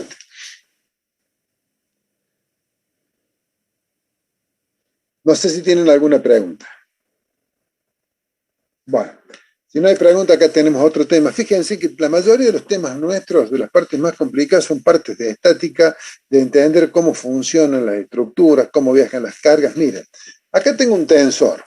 Este tensor llega a un nudo. La fuerza viene viajando por dos perfiles ángulo. Estos perfiles ángulo pasan la fuerza de la chapa. Acá que tengo una unión con dos pasadores, ¿sí? Supongamos una unión tipo aplastamiento. Entonces, acá tengo corte de los vástagos, una o dos secciones de corte, depende si son uno o dos ángulos, y tengo aplastamiento y desgarro de la chapa. Pero cuando llego a este punto, resulta que toda esta fuerza viene viajando, queda aplicada por una cuestión de rigidez de la chapa en esta dirección. Es decir, que a esta fuerza P la voy a tener que descomponer en dos fuerzas. Una componente vertical, ¿sí? PB, y una componente horizontal, PH. Estas dos componentes, ¿quiénes las van a tomar? Los 3 vástagos. Entonces, cada vástago va a tomar un tercio de la componente vertical y cada vástago va a tomar un tercio de la componente horizontal. Entonces, acá ¿qué vamos a tener? Un bulón que está trabajando a corte y aplastamiento y a tracción. O está trabajando a fricción y a tracción. Entonces, es lo que conversamos hace un rato y es lo que tenemos que tener en cuenta cuando hacemos el dimensionado de ese bulón, de acuerdo al tipo que sea. Aparte, yo hasta ahora lo vi en vista, ¿sí? Ahora, si lo veo de frente, estos 3 bulones se pueden transformar en 6, pero eso es simplemente un problema estático, es decir, que la fuerza que toma este bulón, en realidad que acá lo estoy viendo como si fuera uno, son 2. Bueno, cada bulón va a tomar la mitad. Pero, insisto, conceptualmente, ¿qué tengo que tener en claro? Que esta fuerza que viene viajando con esta inclinación, al llegar a esta sección, la voy a descomponer en una normal y en una contenida. La normal produce tracción en los vástagos, la contenida produce corte, ¿sí? Lo distribuyo proporcionalmente al número y luego verifico cuál es la capacidad que tiene cada bulón para poder tomar esa fuerza. Y ahí determino el diámetro. ¿Correcto? Queda dimensionada la unión. Bueno, jóvenes. Si no tenemos dudas, pasamos a ver uniones soldadas. Yo quería ver si empezamos a ver algo de tracción, pero no sé si vamos a hacer tiempo. Bueno, uniones soldadas es bastante simple, es más simple que uniones abulonadas. ¿No tenemos preguntas con respecto a uniones abulonadas? Vamos a las uniones soldadas. Bueno, las uniones soldadas tienen las ventajas que son desventajas para las uniones abulonadas en cierta forma. ¿Cuáles son las ventajas de las uniones soldadas? Por lo general, no requieren elementos adicionales o muy pocos. lo cual por ahí a veces nos permite hacer la vinculación directa entre los distintos elementos, lo cual significa el uso de, desde ese punto de vista, de menor cantidad de material, menor peso en la estructura, menos kilos de acero, el acero cuesta por kilo, hace los elementos más simples, más sencillos. Si ustedes piensan en una viga doble T armada, soldada, con la soldadura prácticamente es como si fuera un elemento continuo. Si para armar una viga con elementos abulonados tenemos que colocar ángulos en cada vértice para vincular las alas con las almas mediante los bulones. Vuelvo acá a nuestro dibujo. Estas uniones soldadas requieren una cierta calidad del operario que está ejecutando la soldadura cuando no se hacen de forma automática. Es muy importante la calificación del operario soldador, es decir, no cualquiera puede soldar. Cualquiera puede poner un bulón y ajustarlo y no cualquiera puede hacer una soldadura. Yo los invitaré a ustedes que algún día traten de hacer una soldadura y van a ver que no es tan fácil como parece. Yo alguna vez quise soldar, cuando era estudiante, en un tubo, por supuesto, de época de vacas flacas, un tubo muy finito, compré lo más finito que venía porque era el más barato. Tomé un electrodo, uno de los más finos que conseguí, 2 milímetros, era grueso, y bueno, lo llené de agujeros al tubo porque no sabía que la máquina de soldar tenía que tener un cierto punto, una cierta intensidad para que no fuera tan grande la potencia que me quemara la soldadura, me fundía el material, se me caía el acero líquido, un desastre la soldadura que hice. Dije, la soldadura es algo raro, no conozco, listo, busquemos a alguien que suelde. Es tan estricto esto que por ahí las empresas que sueldan gasoductos se roban los soldadores, roban entre comillas, ¿no? El soldador es una especie, una persona muy buscada, muy requerida, muy bien paga, porque, digamos, prácticamente es una artesanía. 2 personas por ahí no tienen la misma capacidad de soldar simplemente por una cuestión de pulso, no solamente pulso, sino vista, en el sentido de que para hacer la unión soldada, que se materializa mediante un electrodo, hay que tener el pulso para mantener el electrodo en posición. En la medida que el electrodo se va deslizando, se va consumiendo, y al consumirse, la mano no solamente tiene que tener un desplazamiento perfectamente, digamos, tiene una componente, digamos, horizontal, y a su vez una componente vertical. La componente horizontal es en la línea de la soldadura que está desarrollando, y la componente vertical es lo que se va consumiendo del electrodo. Eso hace que en definitiva la deriva sea una deriva inclinada. Eso que parece tan simple, tan sencillo, es bastante complejo de conseguir. ¿Por qué? Porque la soldadura tiene que cumplir una serie de elementos o de condiciones para obtener un buen resultado. Entonces, básicamente, en soldadura podríamos decir que están la soldadura por contacto por puntos, que es lo que se usa en la industria automotriz, prácticamente en estructuras metálicas no lo utilizamos, y las soldaduras por arco eléctrico. Las soldaduras por arco eléctrico es lo que nosotros utilizamos y está sintetizado en este esquema. La soldadura por arco eléctrico se consigue mediante la fusión del material base que estoy soldando, es decir, mediante el paso de una corriente generamos una temperatura importante por el salto de un arco eléctrico entre el metal base, que son los que estoy vinculando, en este caso tengo una chapa de un lado, chapa del otro lado, y mediante este electrodo y el paso de una corriente que se genera en la máquina de soldar con una masa que se coloca en uno de los elementos que estoy soldando, el positivo que es la pinza que toma el electrodo, y mediante esa intensidad de corriente que está pasando, se genera una temperatura adecuada, regulando esta fuente, regulando la máquina de soldar, no haciendo lo que yo hice, para que se funda, no que se funda, sino que entre un cierto tipo de consistencia pastosa, tanto el metal base como el material de aporte, y al enfriarse todo eso queda vinculado formando una masa, digamos, relativamente homogénea. Bueno, Este elemento que yo dije que es un electrodo, está compuesto este electrodo por el material de aporte propiamente dicho, que es lo que se va a agregar a esta unión, y que fundiendo parte del metal base se va a mezclar y luego cuando se enfríe van a quedar constituyendo un solo elemento, una sola materia. Este electrodo tiene un recubrimiento, una cobertura que debido a la temperatura que se desarrolla genera una atmósfera inerte para evitar que la soldadura, es decir, este material que se ha puesto en estado pastoso, no líquido, pastoso, se contamine con los gases atmosféricos y genera sobre la soldadura una capa que después se tiene que retirar. Esa capa la vamos a llamar escoria. Esa escoria se tiene que retirar porque muchas veces, por lo general, hay que hacer varias pasadas con el electrodo, porque con una sola pasada no podemos conseguir la cantidad o el tamaño de soldadura que nosotros necesitamos. Entonces se hace una pasada, se pica, se saca la escoria, se hace otra pasada, se vuelve a picar ese material que queda sobrenadando, protegiendo de los gases atmosféricos mientras está en consistencia pastosa el material, y así mediante sucesivas pasadas se consigue el tamaño adecuado de la soldadura, el espesor de la soldadura requerido, ¿sí?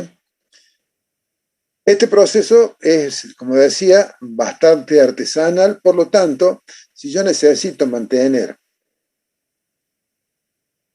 un cierto nivel en la calidad de la soldadura, que depende de la mano del artesano, esto no lo puedo hacer colgado allá a 10 metros de altura, a la intemperie, con viento, con frío, con calor, colgado en un barquillo, colgado con un arnés, sentado en la estructura. ¿Cómo puedo garantizar que se cumpla la calidad de la soldadura de arriba? Por ese motivo es que para soldar, que es algo mucho más simple que estar perforando, haciendo que coinciden agujeros, colocando bulones, ajustando bulones, etc. Entonces diría, soldar lo tengo que hacer en taller. Taller, casi todo soldado. Y en obra, casi todo bulonado. Excepcionalmente, haremos bulones en taller y soldadura en obra, pero eso será en aquellos casos que así lo requieran. No es lo recomendable. ¿Cuáles son los problemas que puede presentar la soldadura? Yo les voy a comentar cuáles son los problemas que puede presentar la soldadura, que es lo que me interesa en este punto. Si bien estas filminas tienen algunos defectos, la soldadura suele presentar inconvenientes si no se toman los recaudos necesarios durante el proceso. Primero, que tengamos socavaciones, es decir, que no hayamos conseguido las dimensiones especificadas en el plano de la soldadura. Que tengamos falta de penetración o falta de fusión, es decir, que el material base no se haya fundido lo suficiente para unirse al material de aporte. Que la penetración sea incompleta, es decir, que nosotros empezamos a soldar y no llegamos hasta el fondo, hasta lo que se llama la raíz de la soldadura. Que cuando vamos haciendo las sucesivas capas queden escorias dentro de la soldadura, lo cual genera una disminución de la sección de la soldadura. Que tengamos socavaciones, que es lo mismo, estas son soldaduras a tope y estas son soldaduras en ángulo, es decir, que en las soldaduras en ángulo, ¿sí?, o de filete, tengamos los mismos problemas que aparecen en ese tipo de soldaduras. ¿Cómo se controlan estos problemas? Y estos problemas se controlan mediante ensayos. No hay otra forma que hacer ensayos. O sea, hay otro problema más que la fisuración, pero digamos, la socavación es visual, pero la falta de fusión, la presencia de impurezas, presencia incompleta, bueno, ahí requiere ensayos con radiografías, etcétera, que son bastante complicados, prácticamente son ensayos de laboratorio. Si no, requiere traer maquinaria especial, si las soldaduras están hechas en obra, para controlar allí en altura la calidad de la soldadura. Entonces, todos estos controles se van haciendo en taller de una forma simple y sencilla, pero son los problemas que pueden presentar las uniones soldadas. De allí que la soldadura no es tan sencilla como parece, ¿sí? Tiene sus pequeños bemoles. Para estructuras simples, ¿yo qué les digo? Si ustedes van a realizar estructuras simples de hierro ángulo, por ejemplo, para una estructura reticulada sencilla, por allí, bueno, los costos que significa hacer estos controles de calidad son bastante altos, bastante onerosos, pero pueden hacer un control muy simple. O sea, al operario soldador le dicen que les empalme 2 ángulos, por ejemplo, que suelten ángulo con una planchuela, le dan a soldar con un filete de este tipo, un filete, soldando estos 2 elementos, y luego hacer un ensayo de tracción. Bien, que suelde a tope 2 planchuelas, la suelda, la llevan al laboratorio y hacen un ensayo de tracción. Y el ensayo de tracción urgente va a encontrar los defectos, porque se va a romper ahí en los defectos. Y allí ustedes van a saber si ese soldador puede o no cumplir con las expectativas que ustedes necesitan. Es un control muy simple, muy sencillo, como para poder decir empiezo con algo. Bueno, acá ustedes encuentran cuáles son las ventajas, todas las ventajas, desventajas, etcétera, de los cordones de soldadura. Tiene para leerlo y hay muchísima bibliografía disponible. Básicamente los tipos que nosotros tenemos son 2. Son soldadura a tope y soldadura de filete. ¿Sí? La soldadura a tope, como su nombre lo indica, es vincular 2 piezas mediante una soldadura interpuesta a través de la cual pasa todo el esfuerzo mediante tensiones normales y tensiones de corte. ¿Sí? Acá tenemos un corte, acá tenemos una vista de la soldadura a tope. La soldadura de filete es esta soldadura, ya los elementos no están puestos enfrentados, sino que están superpuestos. La junta traslapada que se llama. Entonces la soldadura va a tener esta forma, ¿sí?, de un ángulo, por eso me van a escuchar muchas veces decir soldadura en ángulo, ya que siempre la llamé hace durante 30 años, y ahora la norma le dice soldadura de filete. Entonces, este filete, que es un ángulo, me gusta el ángulo porque queda expuesto, lo que es la soldadura. Si lo veo en planta, visto en planta son similares, pero visto en corte son muy distintas. ¿Por qué? Porque para transmitir las fuerzas, vamos a ver que las fuerzas pasan por corte de la soldadura, y acá pasan por tensiones normales. ¿Sí? Y esto me trae a colación lo siguiente que estoy por decir. El problema de la soldadura, debido a que es un calentamiento hasta llegar a una consistencia pastosa para que se pueda mezclar el material de aporte con el metal base y luego se enfría al aire, eso prácticamente podemos decir que es como un templado. ¿Eso qué significa? Que estamos generando un endurecimiento. Ya el acero de por sí de la soldadura es un acero distinto al metal base, al F24 con el que nosotros estamos trabajando. Entonces, la unión soldada queda relativamente fragilizada con respecto al metal base.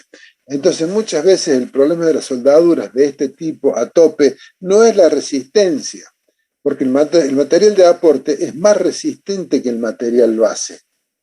Pero lo que hemos hecho con la soldadura, hemos fragilizado el material base en el entorno de la soldadura. Entonces, frente a cargas dinámicas, yo les diría que nunca hagan soldaduras a tope. Hagan siempre soldaduras de filete, porque son mucho más, tienen mucha mejor respuesta debido a que trabajan solamente al corte y no trabajan a tracción. ¿Sí? Cuando tengo una carga dinámica, y yo les puedo decir de una forma interesante, importante, tengo cargas dinámicas, por ejemplo, en los puentes grúa, en los puentes carreteros, en los puentes ferroviarios, pero tengo un tipo de cargas que han producido y siguen produciendo colapso en estructuras simples y sencillas como son las vigas reticuladas, como son los aleros de las estaciones de servicio, estructuras metálicas de estacionamiento, es decir, estructuras metálicas de naves industriales, ese alero que yo les mostré cuando empezamos con naves de grandes luces, que vino el viento y se lo llevó. Uno de los problemas que tenían en algunos lugares eran soldaduras a tope, es decir, el viento viene, le pega un par de chicotazos al techo, me produce un poquito de alternancia de signos, y como esto está fragilizado, se rompe, no por una cuestión de resistencia, se rompe por una cuestión de fragilidad. Ese es el motivo por el cual por ahí, antes la norma prácticamente lo prohibía, ahora lo permite, pero yo nunca lo hago. Nunca lo hago porque los métodos, por más que son muy buenos, los soldadores, etcétera, siempre me queda la gran incertidumbre de qué pasa con la fragilización de esta zona. No me cuesta para nada hacer soldadura de filete y me quedo muchísimo más tranquilo, y lo veremos en la medida que vayamos avanzando con el tema. Bueno, estas soldaduras de filete también pueden estar colocadas dentro de lo que tenemos un agujero. En este agujero, ahí está trabajando la soldadura como filete, y si es de tapón, está trabajando completamente al corte. Los rellenos pueden ser parciales o totales, y de acuerdo a la posición se les llama verticales, horizontales, ya sean de tope, sean de filete, etc. Y aquí vemos otra cosa importante. Imagínense ustedes que esta es el ala inferior de un perfil doble T, y esta es el ala superior de un perfil doble T. ¿Qué vamos a encontrar? Vamos a encontrar que no es lo mismo soldar hacia abajo que estar soldando hacia arriba. Acá el material tiende a depositarse abajo, acá el material tiende a caerse. Entonces no es lo mismo la calidad de la soldadura que se va a obtener en esta posición horizontal que en esta posición horizontal. Esta es una posición horizontal y a esta se le llama soldadura de cabeza. ¿Por qué? Porque está soldado en la cabeza del perfil, lo cual tiene sus complicaciones. ¿Está bien?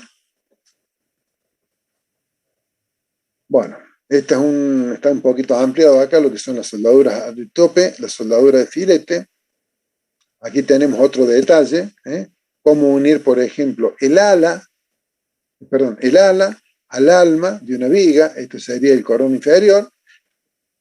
Simétricamente tendremos el corón superior mediante soldadura, es decir, genero una viga doble T. De estas ustedes en el medio van a ver muchísimo en hipermercado, en industria, etcétera, donde los espesores suelen ser de 6 milímetros, soldadas en taller, continua, con equipos automáticos, y bueno, se genera mediante esta soldadura de filetes una sección doble T de sección simple. ¿Sí? Distinta sería la sección si esto estuviera vinculado con casquillos y pasadores. Otro tema que tienen las soldaduras es que debido al enfriamiento, una vez que se suelda, ¿qué sucede? Al soldarse, se calienta la soldadura y el metal base próximo a la soldadura. Estos calentamientos que se producen son tan grandes que, por ejemplo, si yo genero este cordón soldado y este cordón soldado que se calientan en las dos direcciones, ¿qué sucede? Y lo vamos a ver más adelante también. Como este material se calentó, pero este que está en el borde no se ha calentado, van a aparecer cuando este material se enfríe lo que se llaman las tensiones residuales. ¿Qué son las tensiones residuales? Son las tensiones con las que queda esta pieza de acero debido al proceso de la soldadura, ya que al haberse calentado esta zona del vértice, más que la zona de los bordes, cuando la zona del vértice se enfría, ¿qué pasa cuando se enfría el acero? Tiende a cortarse, tiene un alto coeficiente de dilatación térmica. Cuando esto se quiere acortar, la parte que estaba a temperatura normal no quiere acortarse, entonces comienza una puja entre lo que se quiere acortar y lo que no se quiere acortar.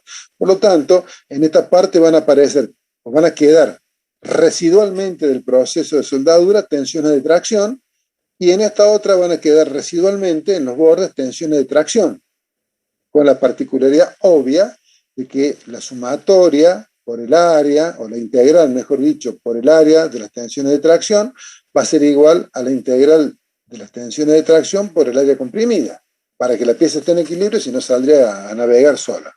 ¿Eso qué hace? Que estas tensiones residuales de tracción suelen ser tan altas que cuando ustedes terminan este proceso de soldadura y hacen ese cruce, es probable que acá se termine cortando, que no resiste el material las tensiones de tracción. Ni hablar si hacen un estado triaxial de tensión, es decir, este esquema ¿qué significa? Que yo tengo una soldadura aquí en el borde uniendo estas dos alas. Y aquí estamos colocando otra pieza que tiene una soldadura vertical y otra soldadura horizontal. Si estas tres soldaduras se cortan en ese punto, se genera un estado triaxial de tensiones de tracción que se rompe. Así de simple. Es este estado que está acá, perdón, no me había dado cuenta.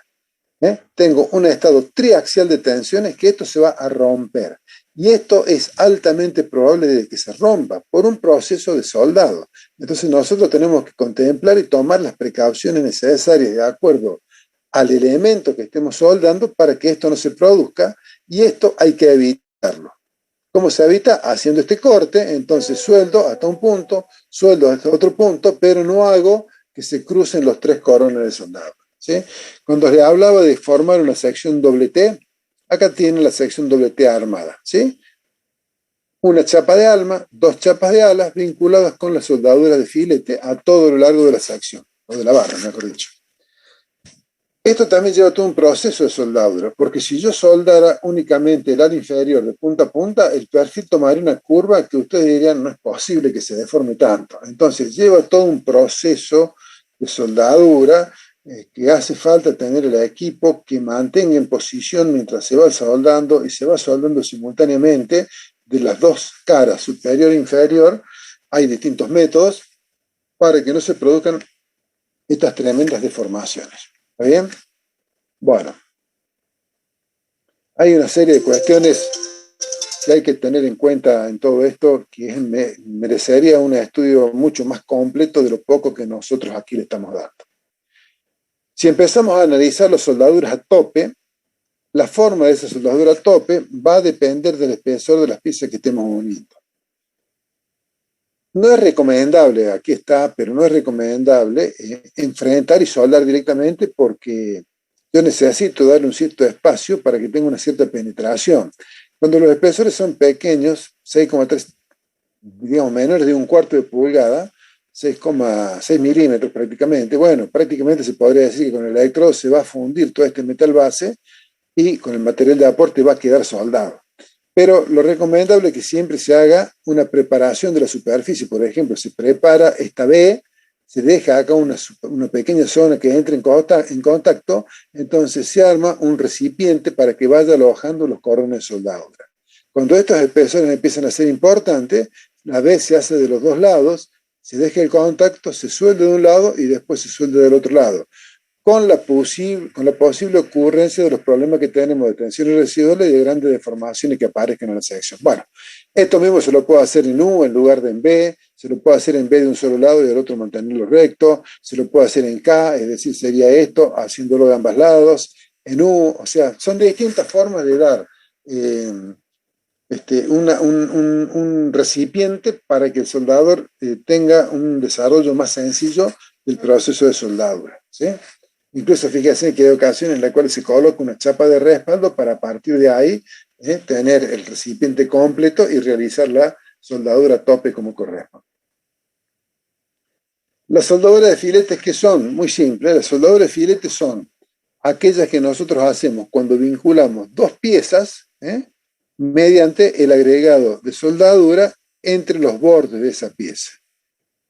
Evidentemente, si yo miro este dibujito que está un poquito más limpio, ¿qué voy a ver? Que tengo un lado de la soldadura que es el ancho de una placa y el otro lado de la soldadura.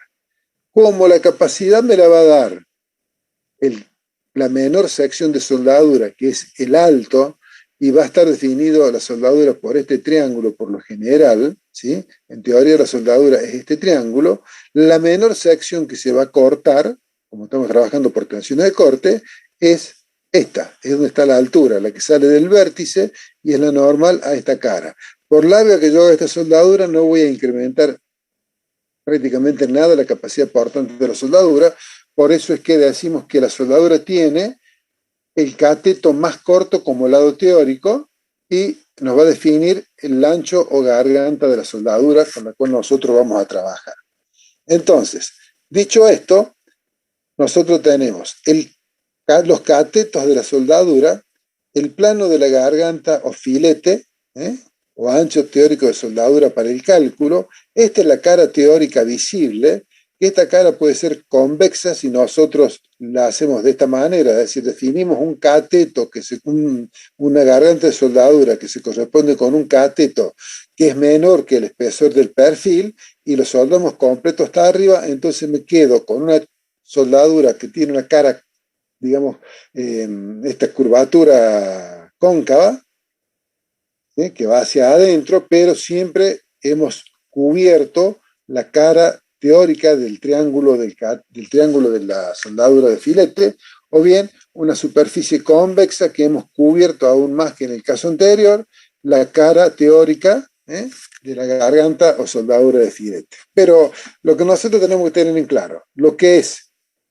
el plano de la garganta, raíz o ancho de filete, el valor E con el que nosotros vamos a calcular, que es la menor sección, ya que como esto tiene un cierto largo, el largo del filete por este espesor es el que me va a dar la superficie de cálculo solicitada a tracción de la unión soldada, ¿sí? El otro elemento importante es el cateto, que está relacionado el cateto con el filete, obviamente. 0,700 del cateto es el valor del filete. La posición de los filetes pueden ser de distintos tipos, es decir, puede estar vinculando, por ejemplo, un ángulo a una chapa de nudo con dos córdones que son filetes, ¿sí? Puede estar vinculando un perfil a una chapa de nudo con este corte que está vinculado todo por filetes. Tengo los filetes vinculando alas y alma de un perfil doble T. Tengo los filetes para soldar un perfil doble T a una chapa de nudo. Filetes para vincular un tubo a una chapa de nudo. La chapa del alma que habíamos visto hace un rato en un empalme de una viga, por el junte de alma, con 6 bulones, bueno, acá lo hacemos con soldadura de filete en todo el perímetro. Armar una viga doble T con una viga cajón, dos chapas de alma y 2 chapas de ala mediante esa soldadura de filete.